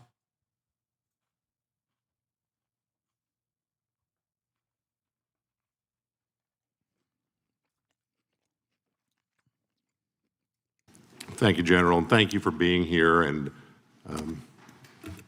this has been quite a spectacle to observe today. I think it's sad. I ran for Congress because I thought we had serious problems in this country we wanted to try to fix together. And this performance today, not yours, General, but some of my colleagues, has not shored up my confidence that we are up to the task. You and I served together for 8 years when you were Attorney General of Florida and I in Kansas. You served professionally. I'm glad to be able to serve with you in these new roles, and I'm The unanimous consent? Yes, please. All right, the gentlelady is recognized. Mr. Chair, I have a few unanimous consent requests. I would like to submit into the record this New York Times article titled "Alex Pretty's Friends and Family Denounce Sickening Not Lies object. About His Life." I also would like to Objection. submit this Daily Mail exclusive interview with Vice President J.D. Vance titled "J.D. Vance Refuses to Apologize to Alex Pretty's Family After Spreading objection. ICE Assassin Claim." One more. My last submission request is a New York Times article titled "FBI Agent Who Tried to Investigate ICE Officer in Shooting Resigns." Without objection. Thank you. The chair now recognizes the gentlelady from North Carolina. Thank you, Mr. Chairman. Attorney General Bondi, I think you and pretty much everybody else here and throughout the country believes that convicted sex offenders don't deserve special treatment or privileges in prison. And yet Ghislaine Maxwell, Jeffrey Epstein's co-conspirator, received perk after perk in prison. In July, she had a 2-day interview with your deputy and President Trump's former defense attorney, Todd Blanche. Just days after. Love it. What do I always say? You got to bring that up. It's journalistic malpractice that many journalists don't bring that fact up. Very, very important. After that, Maxwell was transferred from a federal correctional institution in Florida to a minimum security camp in Texas, which she, as a sex offender, would normally be ineligible for. At this new facility, as the ranking member talked about, and by the way, it's nicknamed Club Fed, we've heard reports that she's been afforded special privileges: puppy time, private workouts, personal mail, secretarial services. Attorney General Bondi, does a convicted sex offender like Ghislaine Maxwell deserve special treatment and privileges in prison? Yes or no? Let me be crystal clear on this. No. And Thank you. let me keep going. No, let me keep going. Perfect. Well, I did not know she was being transferred. I asked you yes or no. She was not transferred to a lower Mr. Chairman, level. please stop the clock and remind the witness of the rules. One rule she needs to And I'm understand glad here. that we're agreeing. So when we're agreeing, we can move on to some other things. When But I we're not want you to know that every time she does get these perks, and it's been publicly reported, that the folks she's abused, the survivors who are sitting here, they see themselves as being denied justice. They feel re-traumatized. And I'm glad that we agree on that. But she should not be in that prison. And she needs to be moved back to a maximum security prison as soon as possible. But what she has told another committee here is that she won't cooperate with them unless she gets clemency from Donald Trump. It's just crazy to consider that she can be wielding this kind of influence within the administration. But that begs the question, who ordered her to be transferred to the minimum security prison that she was ineligible for? Who signed off on the special privileges? Was it Mr. Blanche? Was it one of your other subordinates? So please, can you tell us who sent her there, since you don't agree she should be there? I said I do not agree she should receive special treatment.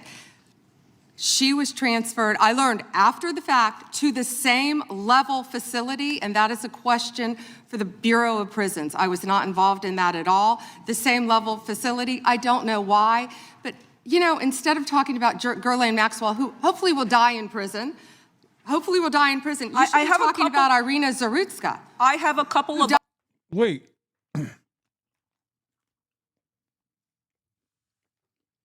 You can't say that, dumbass. You're the fucking attorney general. What are these people doing? I'm not a process liberal by any means, but like,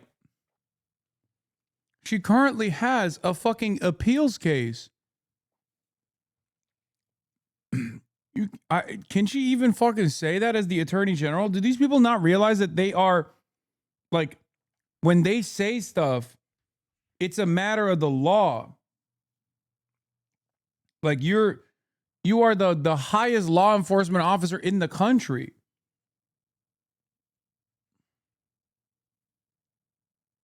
This is an opportunity for a competent defense team to use your words. Died on a subway. Right, and I absolutely... You don't talk about that. I have been talking about it and actually helping with these issues. But we're going to move back to you. I bet we are. Yes, of course, because you're here to testify. That's what the whole point of this endeavor is. So, of course, we're moving back to you. It is all about you. So, as we've heard, she took the fifth in response to every single question in that committee hearing. And her lawyer dangled the offer of clemency. Should Donald Trump pardon or commute her sentence? Should she be released from prison, yes or no? You said you hope she dies there, so I'm hoping the answer is no. I already answered that question. Good. I'm very glad. I really like this bipartisan agreement about when what it should agrees happen with you. But you don't want to talk about Irina Zarutska. You don't want to talk about I talk about murdered her all by the a time, violent crime but offender I am not in here your to testify before Congress. You are. That is your job today. You're That's what you're getting paid for. obsessed with attack. I want you to know that your own DOJ employee, he's recently been demoted and had some other problems, advises on pardons. Do you think he will be advising Mr. Trump on any kind of clemency or pardon for Ghislaine Maxwell? I'm not going to speculate, and you couldn't even identify properly. That's why you don't want to talk about Irina Zarutska. You couldn't properly identify her relative. I absolutely it's embarrassing. Have been, and her family, by the way, appreciates all of the condolences, all of the help, everything that our law enforcement in North Carolina has been doing to help her family. Her family feels well treated. Thank you, and I yield back. Ms. Lady yields back. Gentleman from California is recognized. Her family is also literally says stop using Irina's death in order to do like racial agitative propaganda. But that hasn't, of course, stopped the Republicans from doing so regardless. It's pretty insane. God, these people are so fucking... They're such evil monsters, man. We gotta punish them. We have to punish them. Please, please, please, we have to punish them. Pam Bondi. She has to go to prison. Work to be done in that area, but I want to thank the Attorney General for her great work in the first year on the job, and I want to thank you for being here. With that, I would yield to the ranking member for an opening statement. Thank you kindly, Mr. Chairman, and welcome, Attorney General Bondi. You've got the best lawyer's job in America because your mission is justice and your clients are the American people. But to promote justice for the people, you've got to listen to the victims, like the women seated behind you today. Those are just some of the hundreds of survivors of Jeffrey Epstein's global sex trafficking ring who are demanding that the truth be told and are demanding accountability for the abusers who trafficked and raped them. You still haven't met with these survivors. So with their permission, let me introduce to you the survivors and late survivors' family members who are present today. There's Teresa Helm, there's Jess Michaels, Laura Bloom McGee, Danny Bensky, Liz Stein, Marina Lacerda, Sky and Amanda Roberts, who are the family of the late Virginia Giuffre, Charlene Richard, and Lisa Phillips. Now, you're not showing a lot of interest in the victims, Madam Attorney General, whether it's Epstein's human trafficking ring or the homicidal governmental violence against citizens in Minneapolis. As Attorney General, you're siding with the perpetrators and you're ignoring the victims.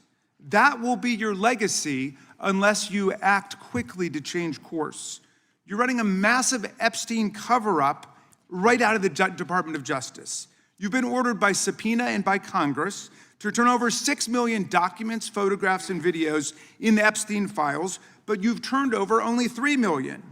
You say you're not turning over the other 3 million because they're somehow duplicative, but we know that there are actual memos of victim statements in there, and you also took down the Department of Justice's prosecution memo from 2019. So it's clearly not all duplicative, but even if it were, why not release it? Just release all the duplicative stuff.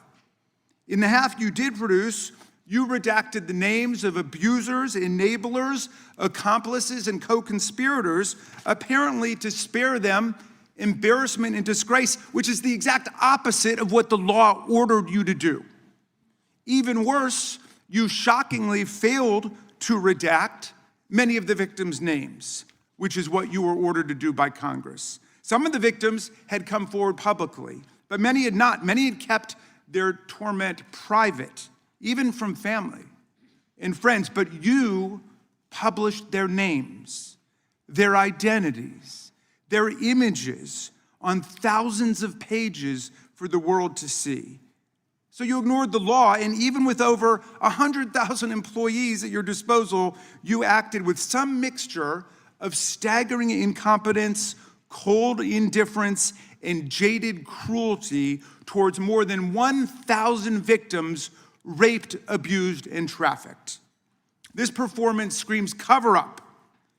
Convicted sex trafficker and groomer Ghislaine Maxwell opened the gates of hell to Virginia Giuffre and hundreds of other victims, as Virginia recorded in her remarkable book, Nobody's Girl. But when Maxwell was subpoenaed to come testify before Congress, you and Todd Blanche quickly moved her from a higher security prison to a minimum security camp in Texas, where she's enjoyed 5-star treatment, including catered meals, private gym time, and access to a therapy puppy. All because Todd Blanche, who's utterly failed to investigate the monstrous crimes of Epstein and Maxwell's co-conspirators, spent 9 hours with Maxwell and satisfied himself that she would have nothing untoward to say about Donald Trump, which is your only real interest in the matter, based on institutional performance. But abandoning victims and coddling perpetrators is what you do best. When the FBI opened a criminal investigation into the brutal killing in Minneapolis of Renee Good, a poet and 37-year-old mother of 3, by Trump's masked paramilitary ICE agents, you shut it down. You claim you're investigating the cold-blooded murder of Alex Preddy, an ICU nurse at the VA. But how can we trust the administration when the president and Kristi Noem called Preddy a domestic terrorist and Stephen Miller called him a would-be assassin? Not only do you refuse to share evidence with the state and local investigators and prosecutors in Minnesota, you have blocked their access to the crime scene and the evidence. How are you seeking justice for Marimar Martinez, the Montessori school teacher in Chicago who was shot 5 times by a Border Patrol agent who bragged about it on text? Or the family of Keith Porter, a father of 2 shot and killed by an off-duty ICE agent in LA? Or the family of Silverio Villegas Gonzalez, shot and killed in Illinois minutes after he dropped his kids off at school? There's no sign of any movement at the Department of Justice. You even launched a criminal investigation into Renee Good's grieving widow. How sick is that? Yeah. But it's even worse. You've turned the People's Department of Justice into Trump's instrument of revenge. Trump orders up prosecutions like pizza, and you deliver every time. He tells you to go after James Comey, Letitia James, Lisa Cook, and Jerome Powell, the head of the Federal Reserve Board, and members of Congress like Adam Schiff, Mark Kelly, Alyssa Slotkin, Chrissy Houlihan, Jason Crow, Chris Deluzio, and Maggie Goodlander, to name a few, and you snap to it. You replace real prosecutors with counterfeit stooges who robotically do the president's bidding. Nothing in American history comes close to this complete corruption of the justice function and It is true. Like, the American government has always been a fucking ruthless administrative apparatus that has overseen so much death and destruction. They've engaged in naked corruption from time to time, but never to this severity, never this brazenly. It is genuinely unique. It's just that maybe it's partially because of their incompetence, where they don't even like try to cover it up. Maybe it's a matter of the times. Maybe it's because there's not a lot of maybe it's because there's not a lot of investment or interest in holding people to account.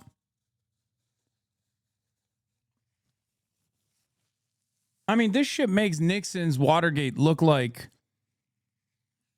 just a normal day in office. I mean, Donald Trump,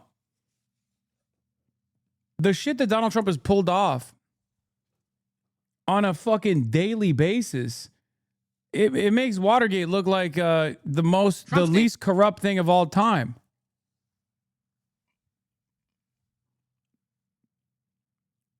I guess the only reason why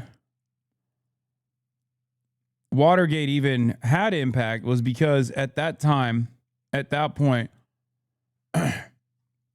there was this notion that like the American government is supposed to be above such endeavors, you know?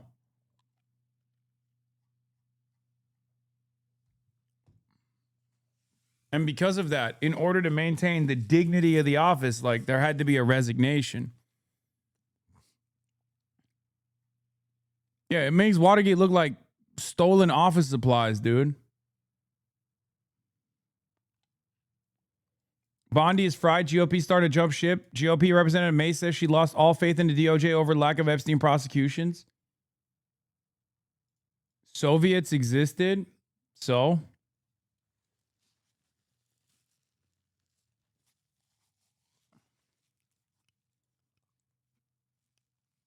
Asmongold is actually trashing Bondi so hard it's funny to see. Hell yeah. Yeah, baby. Contamination of federal law enforcement. And the good news is many serious lawyers at DOJ, including some of your own original appointees, have refused your lawless orders. Danielle Sassoon, your original pick for acting U.S. Attorney in Manhattan, resigned. I told you, total woke victory here. Ugh. Actually, that is a weird thing to say because it's like woke. Back in the day, woke was about being like a kind person, right? Nowadays, it's woke to be anti-pedophilia. What the fuck are we doing? It's just a sign of the times, man. It's gotten so much worse.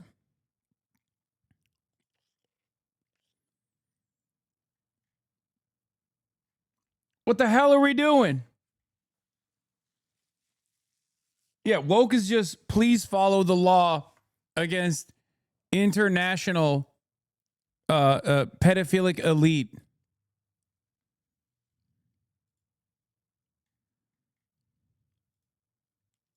Rather than follow your corrupt order to quash an indictment against Mayor Eric Adams as a political favor from Donald Trump. A Federalist Society member who clerked for Justice Scalia, U.S. Attorney Sassoon refused to participate in this blatantly corrupt scheme.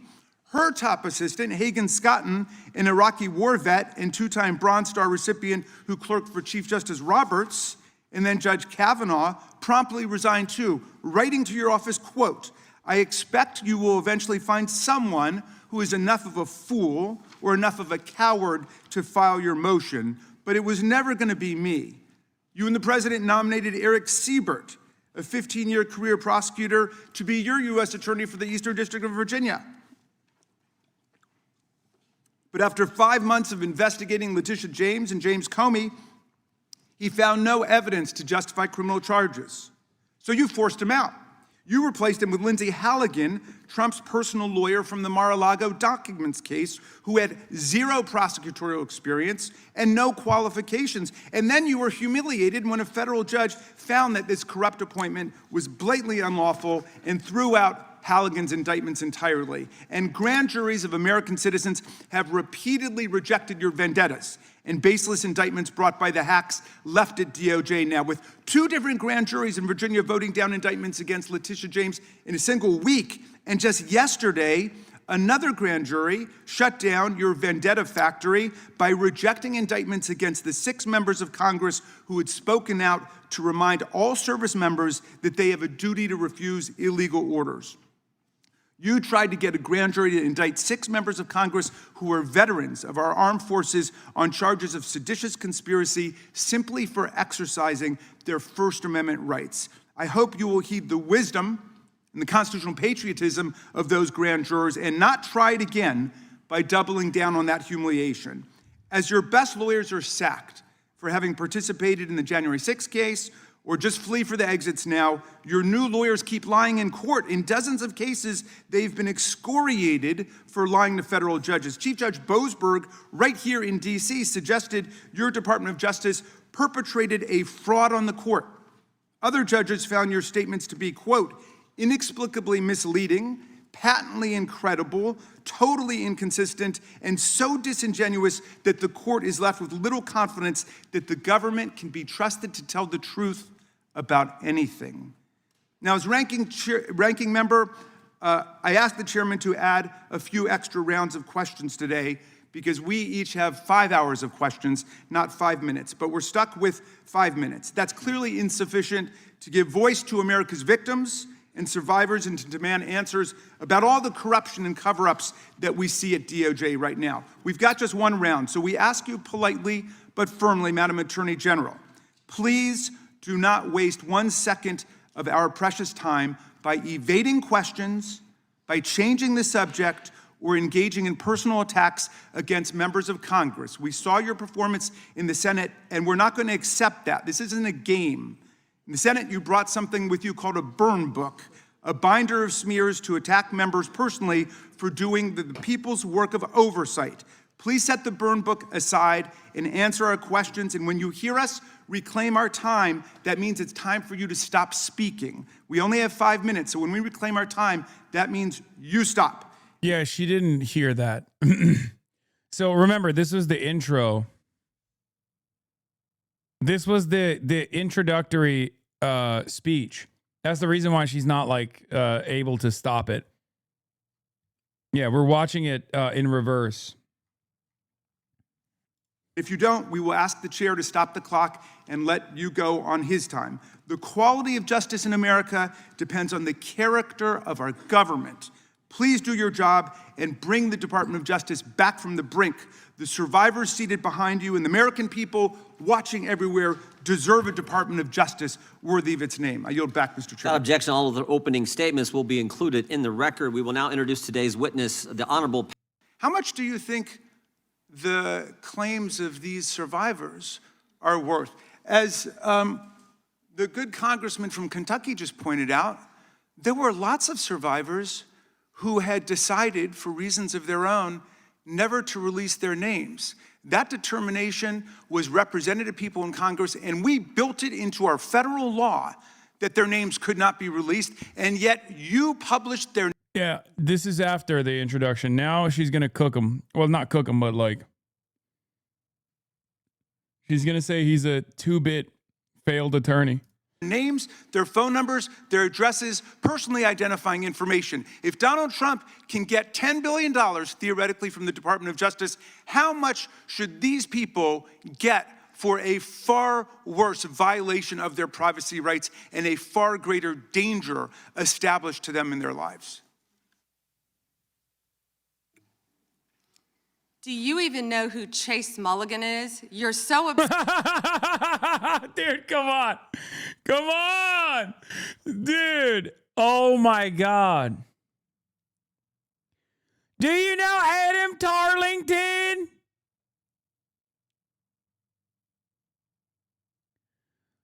I rest my case.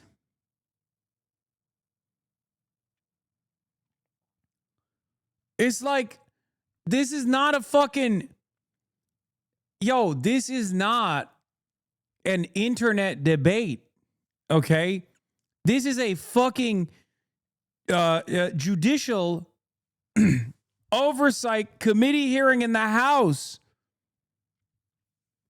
about your actions. I don't get it. She doesn't get it. Yeah, I was going to say, it's like, she just keeps thinking no, you is going to get her out of this shit.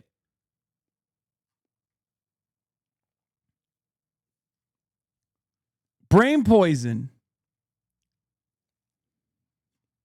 Obsessed with you. Don't, do you? I'm going to teach you the rules again. You're the Attorney General of the United States. We have rules here. With him. You're the Attorney General of the United States. With And the rules. Obsessed with You're obsessed with my man, Donald Trump. You're obsessed with him. Stop using my man, Donald Trump, in vain. He is the Holy Lord. I'll say again. Do you know Connor Tarlington? That's right. Convicted felon. Connor Tarlington, convicted felon. Do you know him? I have different names. I have so many names of different felons in your district.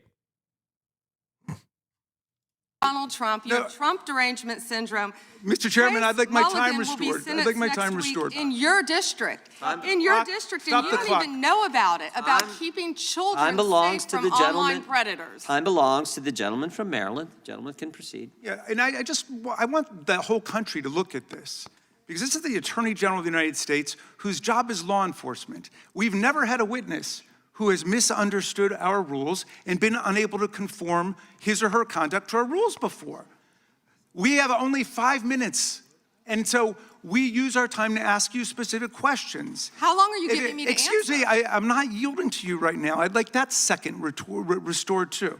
So, Ms. Bondi, the way it works is we ask you a question and you answer it, and if you go off on a wild goose chase, another tangent, you start reading statistics, or you start talking about stuff going on in our district. And by the way, I invite you to my district. Come to my district, but that's not what we're here to do today, okay? So, and you do that, then we're allowed to say we reclaim our time. At that point, you have to be quiet. You have no choice.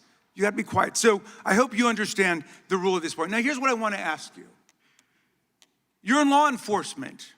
We've seen all kinds of evidence of crimes. And when we go over to the Department of Justice for the 4 computers for every member of Congress, we see more evidence of crimes. Will you create a joint task force of the Department of Justice and governors and state attorney generals and district attorneys across the country to investigate the crimes that have taken place against these victims and more than 1,000 like them? The DOJ is not doing its job. Will you create a task force with state and local law enforcement to make that happen? Gentlelady can respond if she wants to. Do you know Mr. Hank Jedediah? He had a jaywalking conviction in your district. He was convicted. I'm not going anywhere with this train of thought. I just want to keep saying names of criminals. Criminals in your district. Oh, you accuse me of engaging in a cover-up of international pedophile elite? Well, guess what? There are criminals in your neighborhood, and they're now in prison. Thank you, Chairman. He called Chase Mulligan a wild goose chase and didn't even know who he was. He is a defendant in your own district who preyed on girls. Mr. Chairman. Well, you know what? If he were part of the Epstein investigation, you wouldn't do anything about it. Online chat Oh, Jesus Christ. Rooms and committed sextortion. Yet he didn't even know in your tiny little district who he was. Mr. Chairman, she's embarrassing you. He's about to be This is your committee, and she is embarrassing you. Shame on you. The amount of resources that have gone into targeting Attorney General James, months of investigations, multiple failed indictments, is astounding. Since your own prosecutors told you that there is not enough evidence to support a conviction, it's clear that you were going after. Oh yeah, this is fat Israel. A lot of people falsely said this is greater Israel. It's not. It's just Israel, but fat. Drawn by an Ehud Barak. In front of a Jeffrey Epstein, it looks like potentially a minor victim of Jeffrey Epstein. And in the background is just right there. After her simply because she held President Trump accountable and he wants to punish her. And she is just one name on a long list of Trump political enemies that DOJ is reportedly targeting.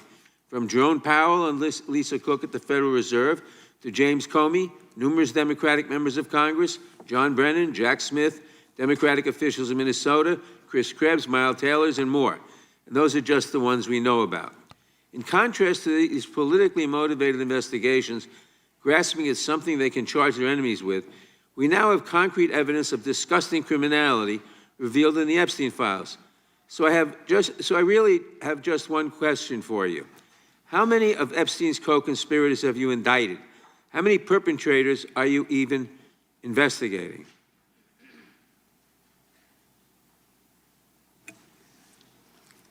First, you showed it. I find it. How many have you indicted? Excuse me. I'm going to answer the question. Answer my question. No, I'm going to answer the question the way I want to answer the question. No, Your you're going to answer the question the way I asked it. Chairman Jordan, I'm not going to get in the gutter with these people, but I'm going to answer the question. How many have you indicted?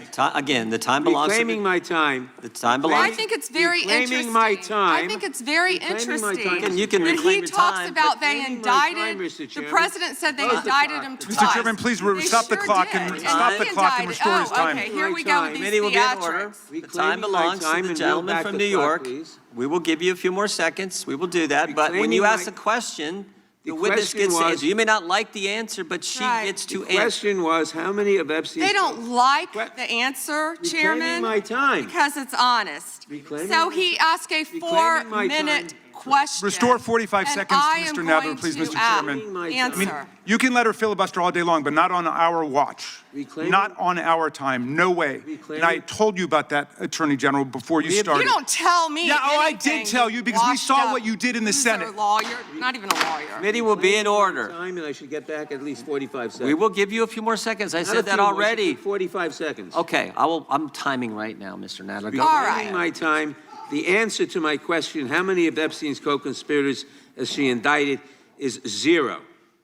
You have been the Attorney General for a whole year, and your DOJ fired the lead prosecutor of this case, sat on evidence this entire time, and claimed falsely last July that there were no more leads. It took an act of Congress for you to finally release part of the Epstein files, and when you did, you included personal information about the victims while protecting the names of abusers. Time of the gentleman has expired. Have been brought to justice, but enormous resources Time are of the dedicated gentleman to has pursuing Trump's expired, enemies. and It's obviously clear that under your leadership, the Department of Justice there no was longer no works question for in American there. people. It works.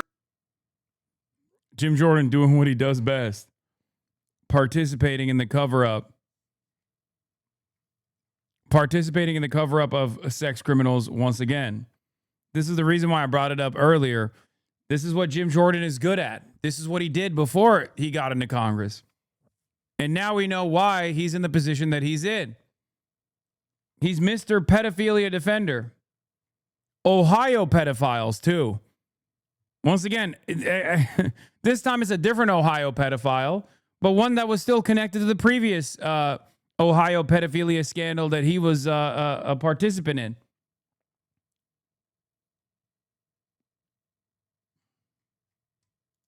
Donald Trump. I yield back. The gentleman yields back. First, he brought up the president saying they indicted me twice. They sure did. They tried to impeach him twice. And you, Mr. Nadler, were one of the leads on the impeachment. I was on the other side. I lived that with you. During impeachment, you said the president conspired, sought foreign interference in the 2016 election. Robert Mueller found no evidence, none, of foreign interference in 2016. Have you apologized to President Trump? Have you apologized to President Trump, all of you who participated in those impeachment hearings against Donald Trump? You all should be apologizing.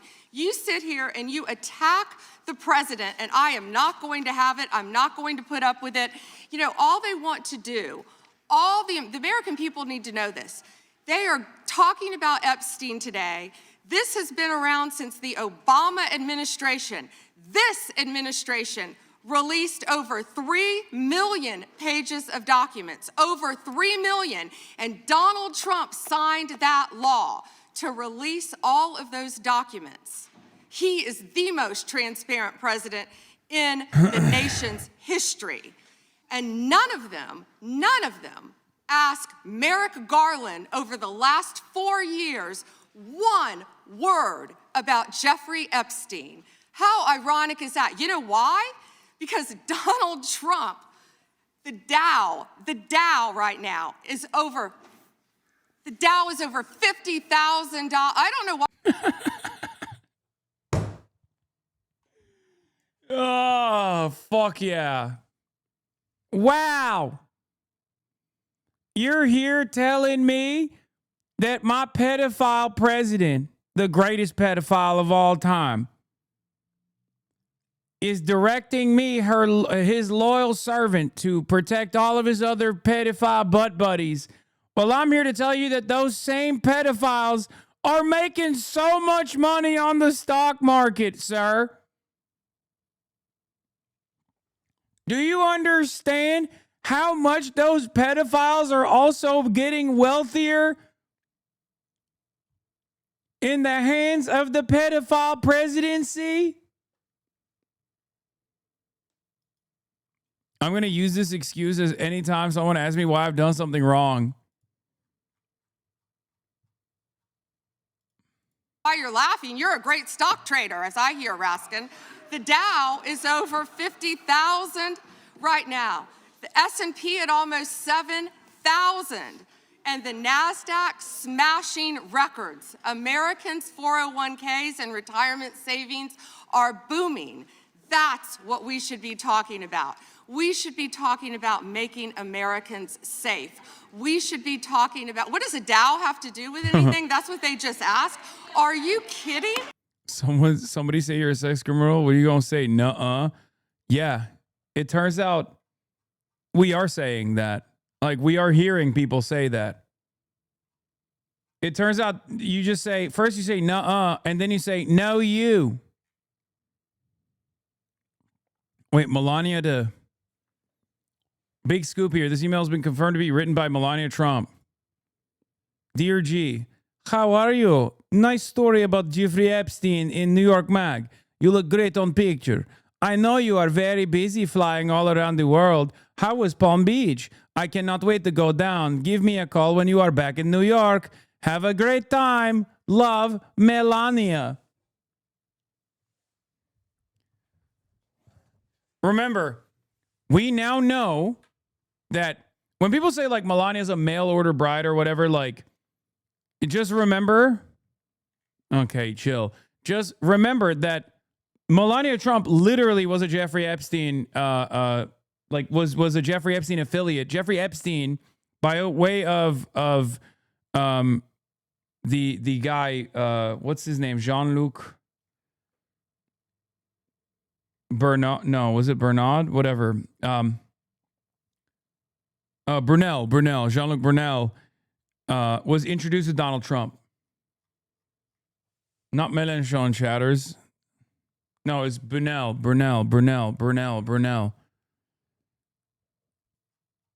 Another pedophile sex trafficker who died in prison. That one anti-Israel lady lost their job. Carrie Prejean Baller has been removed from the President Trump's Religious Liberty Commission. Of course they did. Of course they did. All right, let's continue with this and we'll get back to that in a second. Mr. Jordan. Committee will be in order. Mr. Jordan, am I going to get an extra 45 seconds added to my time? The committee will be in order. The time belongs to the gentleman from Texas. Ms. Bondi, the Attorney General can respond. Thank you.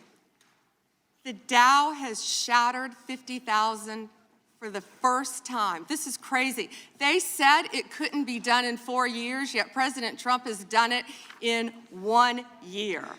National median rents have fallen to a 4-year low thanks to Donald Trump. That's why they want to focus on Epstein and our most transparent president in the nation's history. The murder rate, as I said, has plummeted to a 125-year low thanks to Donald Trump. For an unprecedented 9 straight months, there were 0 illegal border crossings at the southern border. That's what we should be focused on. Oh my God. All the great work that this president has done and will continue to do to keep America safe and to make Americans safe. Quote, if you come for law enforcement, the Trump administration will come for you, end quote. I want to show you just a brief video. It's about 30 seconds, and I'll ask you a couple questions about it. You guys are disgusting, man. Hey, you guys are disgusting. I'm former law enforcement. You're disgusting. You are the Nazi. You are the Gestapo. You can't see it because you're chasing your pension, right? Pension. Your retirement, right? That's what runs your life, your retirement. The sad thing is they're not even going to get their pension because it's going to be worthless. And shame on you. Shame on you. Shame on you. Yeah. Fuck that. Yeah.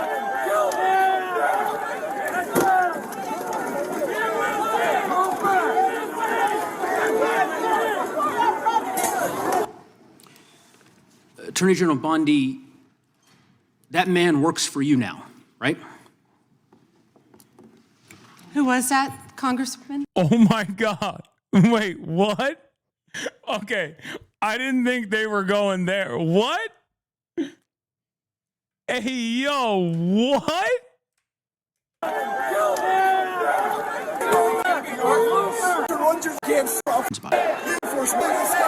Just a brief video. It's about 30 seconds, and I'll ask you a couple questions about it.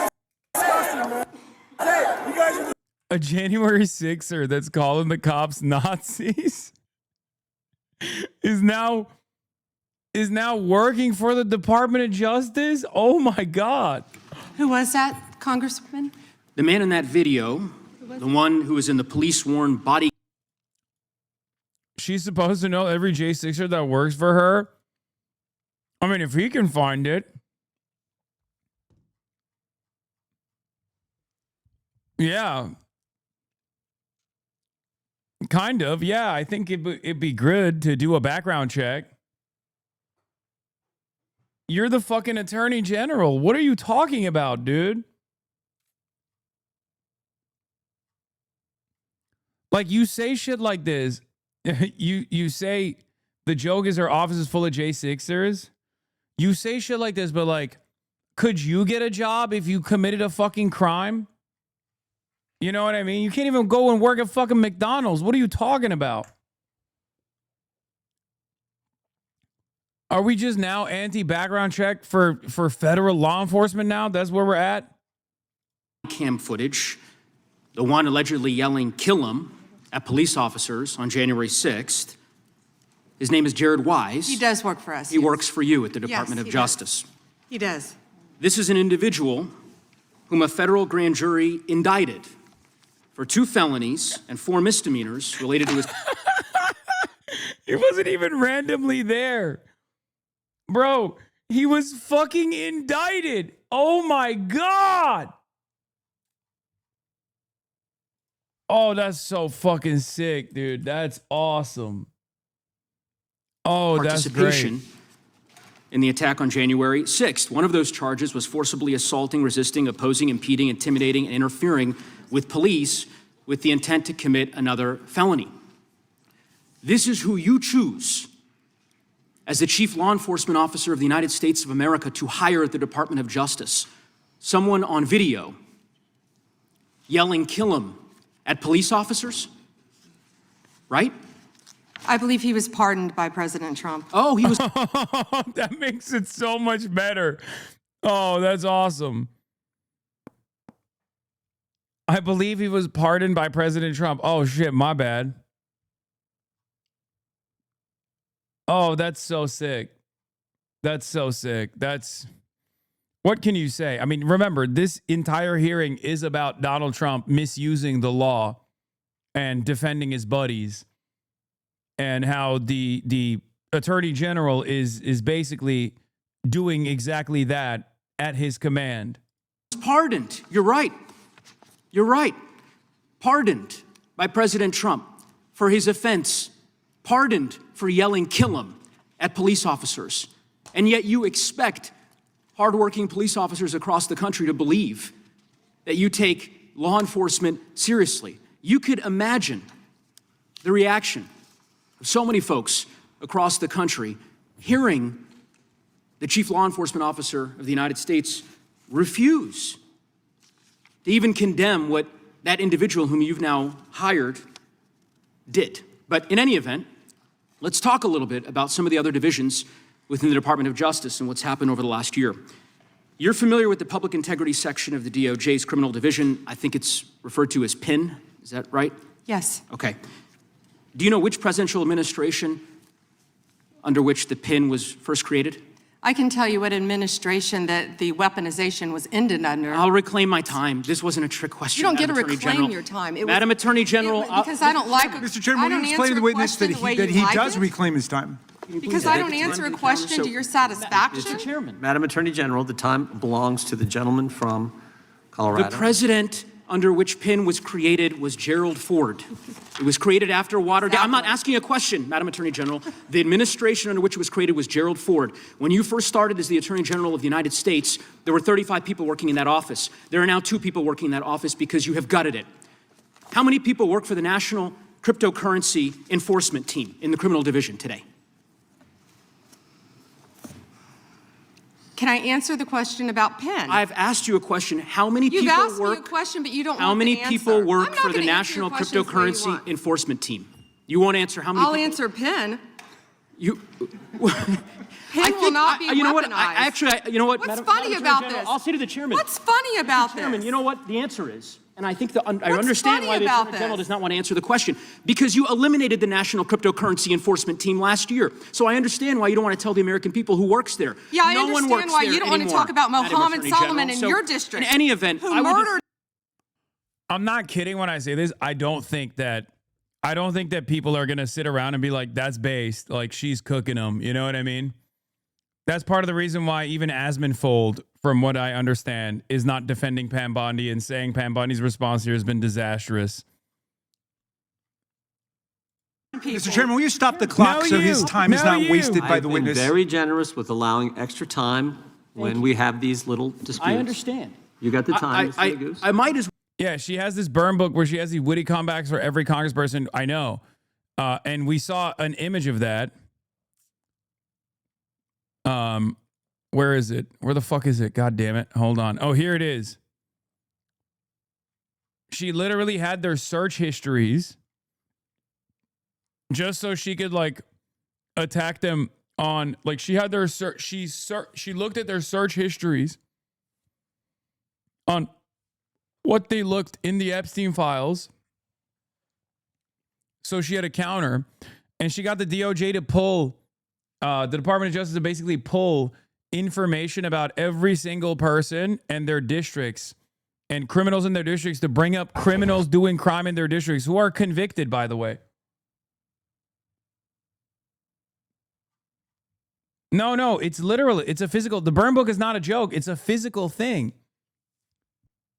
It's unbelievable. Raskin is now demanding an investigation by the IG. Top House Judiciary Rep Raskin says he will demand the DOJ Inspector General investigate AG Bondi after photos emerged. Representative Jayapal's Epstein file search history and Bondi's burn book she used to rebut them questioning at today's House Judiciary hearing. Yeah.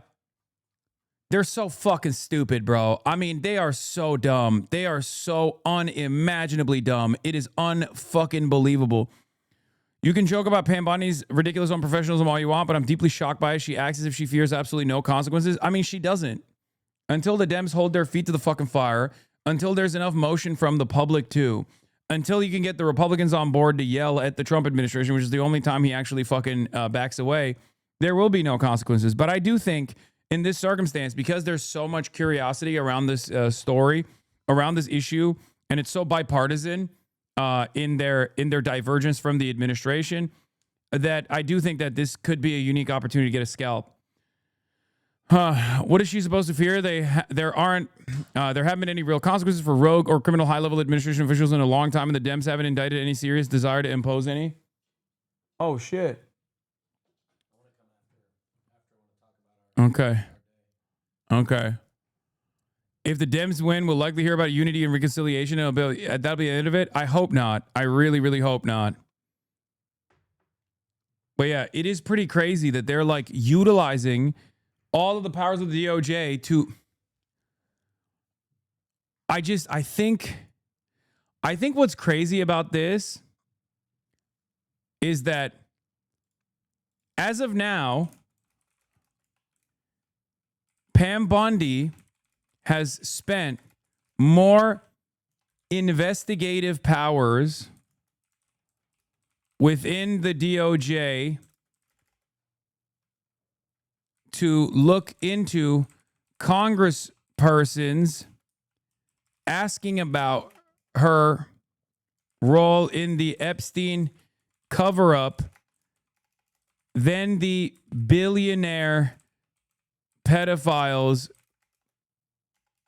themselves.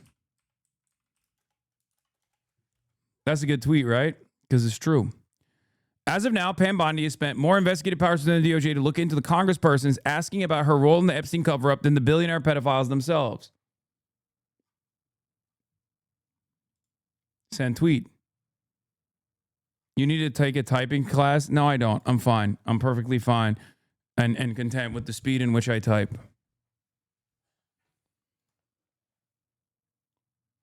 People voted against it, and you were one of them, hypocrite.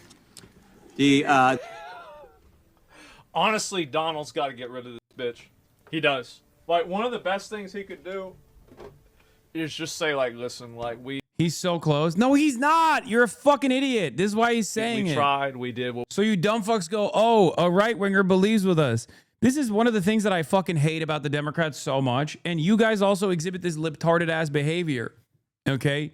You are such a real sucker for a right-winger agreeing with you. Liberals despise the left, and they love when a right-winger comes on board. Okay? They will do everything and anything in their power to get a right-winger on board.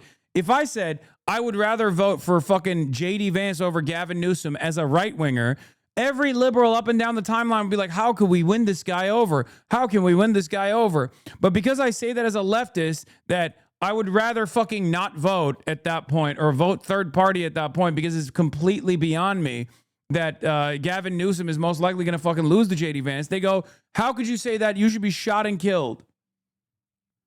Libtards love. They would hug you and kiss you. Gavin Newsom would invite you on his pod immediately. Yeah, if I said, oh, you know, I'm somewhat sympathetic to Gavin Newsom, but I don't know, I'm a diehard Republican, Gavin Newsom would be like, can you please come on my podcast to talk about this? Can I please convince you? But because I'm a fucking leftist, Gavin Newsom will never do that. And all of these dumbass liberals will also fucking turn around and say, oh, fuck Hassan. He's the opposition. He's the opposition. Bitch, if I was the opposition, you'd be sucking my dick, okay? If I was actually a Republican who votes for the Republican Party, you would be sucking my cock. You would be going, oh my God, how can we win him over? How can we win him over? what we needed to do. You know, we thought that she'd be able to do it, and it turns out she's not. We got to get rid of her. Two people. Anyway, I'm glad that he's fucking caving on this, though. It proves the point I was making, which is that this is like an unimaginable failure of epic proportions. Professional misunderstanders, the comment section, Hassan statements to trans voters, Democrats don't care about you. They would literally shoot you in the fucking head if it meant that it would secure them electoral wins. What? If it meant that... Yeah, it's true. He's not wrong. Why should I listen to him? Also, trans people that are not in this community, but trans people that are like hyper libbed up, it doesn't matter what I say. You're on the chopping board. Like, you have been on the chopping board. They've chopped you already. Okay? They have. So you can keep getting mad at me, a person who defends you unconditionally, or choose to get mad at your elected representatives. Hi, Hassan, you shocked your dog. That's awesome. 25 likes. 25 fucking followers. Why the fuck are you guys sending me this shit? Nice. Thank you, Mr. Chairman. Ms. Bondi, I went over to the department yesterday for a couple of hours to review some of the unredacted materials. And I am looking forward to your detailed explanation for why you have withheld almost half of the documents, which is required by the bill. Now, obviously, there are 3 million documents, so I didn't get through much. But one thing I didn't see was the client list that you said you had on your desk a year ago. I did, however, find a couple of important documents. An 86-page prosecution memo from the Southern District of New York and a draft indictment from Florida against Jeffrey Epstein's co-conspirators. For reasons that I cannot understand nor are permitted by the bill, they were still redacted, even for members of Congress. So, Ms. Bondi, will you commit right here to immediately providing those two documents in unredacted form to members of Congress? Not a complicated question. Well, I guess it is for you because you have a law degree and those are privileged. Okay, they're not privileged, but we will discuss that later. I also found an email that I have right here from Jeffrey Epstein to Ghislaine Maxwell that was unredacted, and it included notes of statements that Donald Trump made about his prior relationship with Jeffrey Epstein. Now, there is no reason for this to be hidden from the American people. There is no privilege, there is no attorney-client privilege, and I see you're checking with your staff, and I can assure you, staff, this is not under attorney-client privilege because it was sent from Jeffrey Epstein to Ghislaine. Congrats, Hassan. This stream has successfully converted my 70-year-old father to your worldview. Hell yeah. We'll take those. We'll take those. Maxwell, will you commit to publicly provide... Like, this kind of argument is so fucking stupid. Brianna Wu... Okay, all right, enough. Let's get back to the fucking major issue in here. The unredacted version of this so that the American people can understand the extent of Donald Trump's lies about his relationship with Jeffrey Epstein. You're about as good of a lawyer today as you were when you tried to impeach President Trump in 2016. Have you apologized for that in 2019? So will you unredact this? Will you were unredact lead this? counsel on that. Privileged. I'm asking you, will you unredact this? Privileged. Privileged, of course.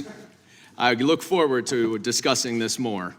Now, these are obviously improper redactions. And let me stop for a minute. I'm talking. If they're not privileged, quiet. Don't yell at me. If they're not Mr. Chairman, would you stop the clock? This is on your time. It's not on Mr. If Goldman. they're not Even though you used your improper redactions. You'll like my answer. To if continue we review them to and they're not protect privileged, Time belongs to the we member. will be happy to release them. We'll stop the clock. We'll stop the clock.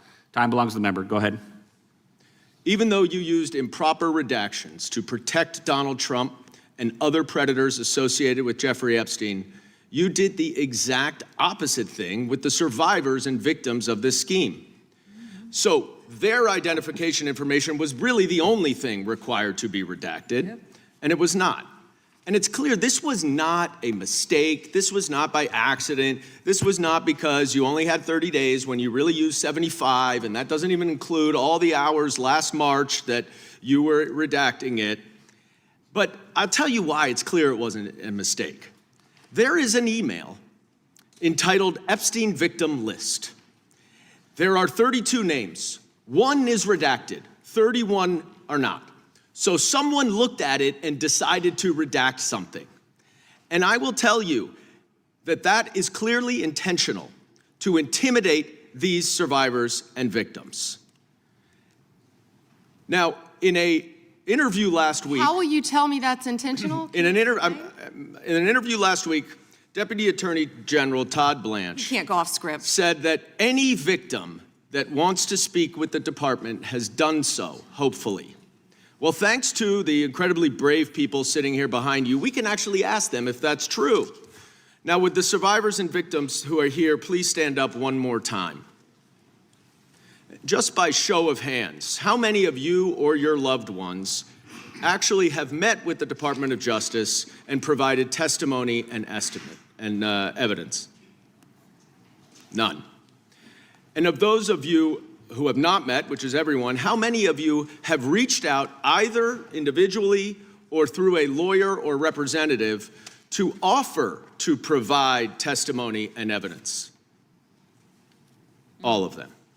And of those of you, all of you, who have reached out, how many of you were denied or ignored by the Department of Justice? All of them. And despite the shameful and despicable efforts by Ms. Bondi and her department to intimidate you, how many of you are still willing to speak to the Department of Justice? All of them. Well, Ms. Bondi, it looks like you have some more witnesses to talk to. Gentleman's time has expired. And I yield back. We will go to the good gentleman from North Carolina, Congressman Knott. May I have a moment, Congressman? Yes, ma'am. Thank you. Here we go. Here's the photograph. This is why he wanted to Oh my repeat God. everything that had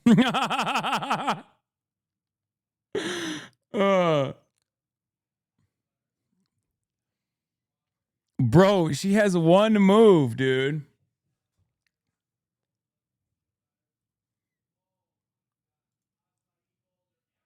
been said previously on Epstein. This is his state, New York. You probably don't even know who this is. Wahid Mohammed from Afghanistan. Yes, because I'm no longer a prosecutor. Convicted of assault. Wow, he represents New York. Wow, yet he doesn't care about the illegal aliens convicted of crimes. Assault and homicide. No longer a prosecutor, so he doesn't care about his constituents. Here we go. Arson, El Salvador, Miguel Palacios. It's so funny because technically she keeps showing that these Democrats that she's yelling at are overseeing districts that are engaging in the basic competence that she fails to deliver, which is prosecuting sex criminals. You're here because you have not prosecuted the sex criminals.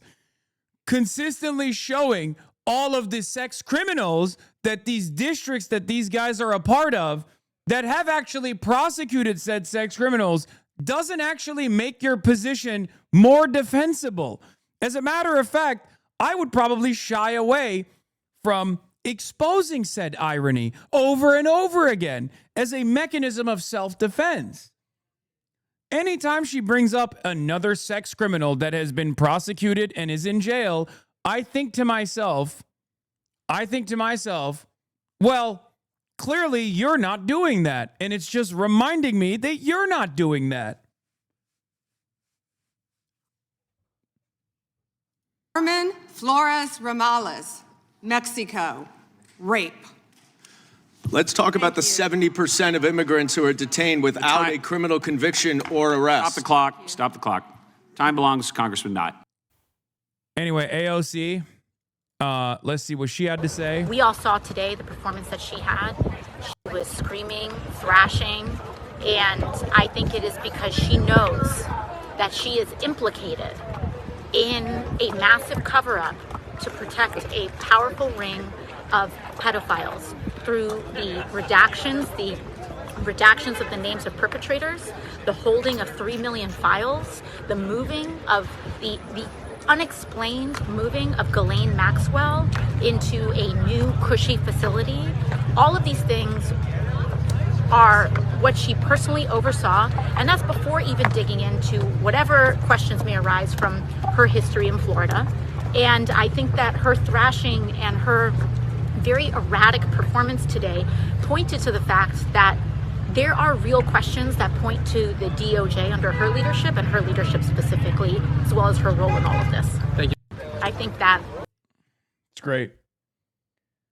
This line is kind of funny, not gonna lie. Moskowitz, I hate him. Name appears more times in the Epstein files than God's name appears in the book about God. Okay, by the way, this is the Trump Bible. Move over, King James. Trump's name also appears more times in the Epstein file than Harry Potter's name appears. I mean, he's got a good bar. He's got a good bar. I hate him, but that's a good bar. In the 7 books about Harry Potter. God, he's such a fucking Redditor. Ay, ay, ay. Ay, ay, ay, por Dios. Yo voy a votar por Donald Trump. Another photograph for you to take a look at. These are notes that the Attorney General brought to the hearing today. Okay, it was captured by a photographer who was in the room. And this shows a list of Democratic Congresswoman Pramila Jayapal, you saw her in some of those clips, of her search history. And this, of course, lawmakers are allowed now to go to a DOJ facility, to sit down at a computer and to search unredacted files. We have learned from this photo that the searches that members of Congress are performing are apparently being tracked and then read by the Department of Justice, by the Attorney General. What do you make of that development? Well, it's a surveillance of Congress by the Trump administration is wholly improper. Another photograph for you. U.S. entry of humiliation going strong. Oh, so strong. So fucking strong. Raskin. It is a. Oh, here is Raskin about the DOJ investigating, not the pedophiles, by the way, but the Democratic Party congresspersons that are holding the DOJ to account by, you know, investigating their searches. Of DOJ monitoring the. Wait. What did you make of Okay. DOJ's monitoring? Hey, it's Prem and Pablo. It is a violation of the separation of powers for them to essentially be monitoring our computer searches on the Epstein file. So I think it's outrageous that they would do that, and it's Orwellian, and we're going to have some more to say about it soon. Do you know if Congresswoman Jayapal was the only person? We have reason to believe that it was happening to everybody who went over there, that they were monitoring everybody's computer searches. What gives you reason to believe that? We'll be... Monitoring is Watergate, by the way. Dog, I don't know how to explain this to you. I talked about it earlier, but like, every day is Watergate. And if every day is Watergate, then no day is Watergate. You know what I mean? Like, we're doing multiple Watergates a day. Watergate is a relic of a bygone era where Republicans and Democrats both kept up the failed notion, the now completely lost notion that, like, there is a level of institutional stability that you need to place above your own personal ambitions. Like, it only works if the people involved and the people that are willing to call out the people involved, regardless of party affiliation, are more invested in maintaining the American government's infallibility, its stability, rather than doing dear leader loyalty towards one individual.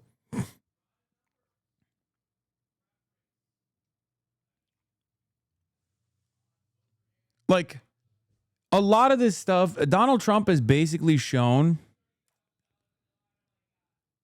a lot of this stuff is all held together by confidence.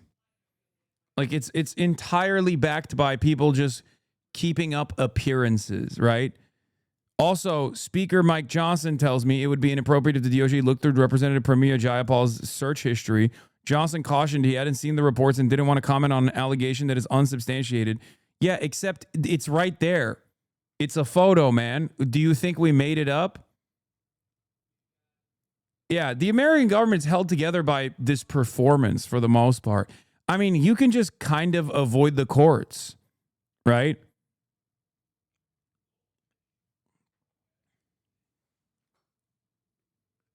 Yeah, they had to at a time because it was a dual polar world with the USSR existing. If the U.S. didn't fake a veneer of institutionalism, then the people would start to question the legitimacy of its hegemony.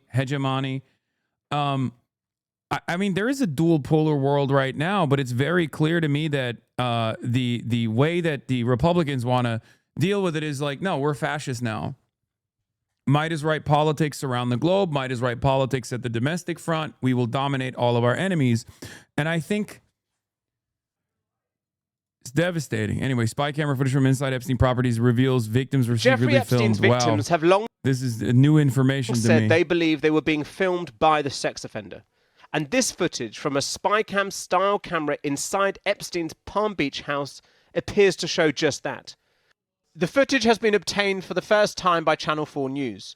Because the quality is so grainy, during our investigation we analysed it frame by frame, and we've slowed it down here so that you can see what's happening. A man, likely Epstein himself, at one point looks towards the hidden device. Images of what seems to be his accomplice, Ghislaine Maxwell, as well as what appears to be several women or girls. So how do we know what this is and where it comes from? Epstein's Palm Beach property was raided by law enforcement in 2005, where police filmed this footage. Pause it here. You can see his office in the corner of the ground floor living area. This is the exact same office captured in the spy cam footage. We can match up some features like the stairway pattern in the shelves, the two small bookshelves above a larger middle shelf, a framed painting, behind an oversized lampshade, and an ornamental plate on the top middle shelf. So where is this spy cam in the office? Well, we believe it's here. And in the footage of the 2005 police raid, we can see that there is what looks like a wide clock positioned on a low side table facing the desk. In a 2006 affidavit from Palm Beach detective Joseph Recarey, the man who led investigations into Epstein during the 2000s, he said that there were two covert cameras hidden within clocks, one in the garage and another in the library area. He adds that a computer was located which was believed to contain the images from the cameras, and that all of these images appeared to come from the one positioned behind Epstein's desk. And then in a 2010 deposition, Detective Recarey said that despite the lighting being poor and not being 100%, he thought that it was Mr. Epstein in the videos, adding, "You know, I can say the female did appear to be redacted word. One of the assistants appeared to be redacted word. You know, that kind of thing." Now, one police report states that Epstein bought and installed a hidden clock camera himself, but in this deposition, the police suggest that they themselves may have actually helped Epstein install it following a 2003 burglary at his home. The newly uncovered spy cam footage, part of millions of documents released in the Epstein files, appears to show a moment of intimate contact at Epstein's desk involving an unidentified woman or girl. That's why we can't play it in full. Epstein's victims repeatedly said they believed they had been filmed. Elsewhere in the footage, a man we believe to be Epstein emerges in a bathrobe. And this is all just from one spy camera in the 2000s. Epstein had a vast, elaborate, and secretive surveillance system across his properties. Why are you guys still talking about this? The Dow was 5,000. The Dow hit 50,000. I don't understand. Shut the fuck up. All of Jeffrey Epstein's friends are making so much money, dude. We're Dow maxing. We know from other police reports that Epstein had CCTV installed in Palm Beach, but the computer equipment associated with those cameras was removed before police searched the home. And over a decade after his 2008 conviction, these images from his New York townhouse show cameras inside the property, and a room with monitors that were linked to those cameras. That room was behind a door that read 24-hour video surveillance. Yet this footage from Palm Beach, identified by Channel 4 News, remains the only covert surveillance footage the public has seen so far.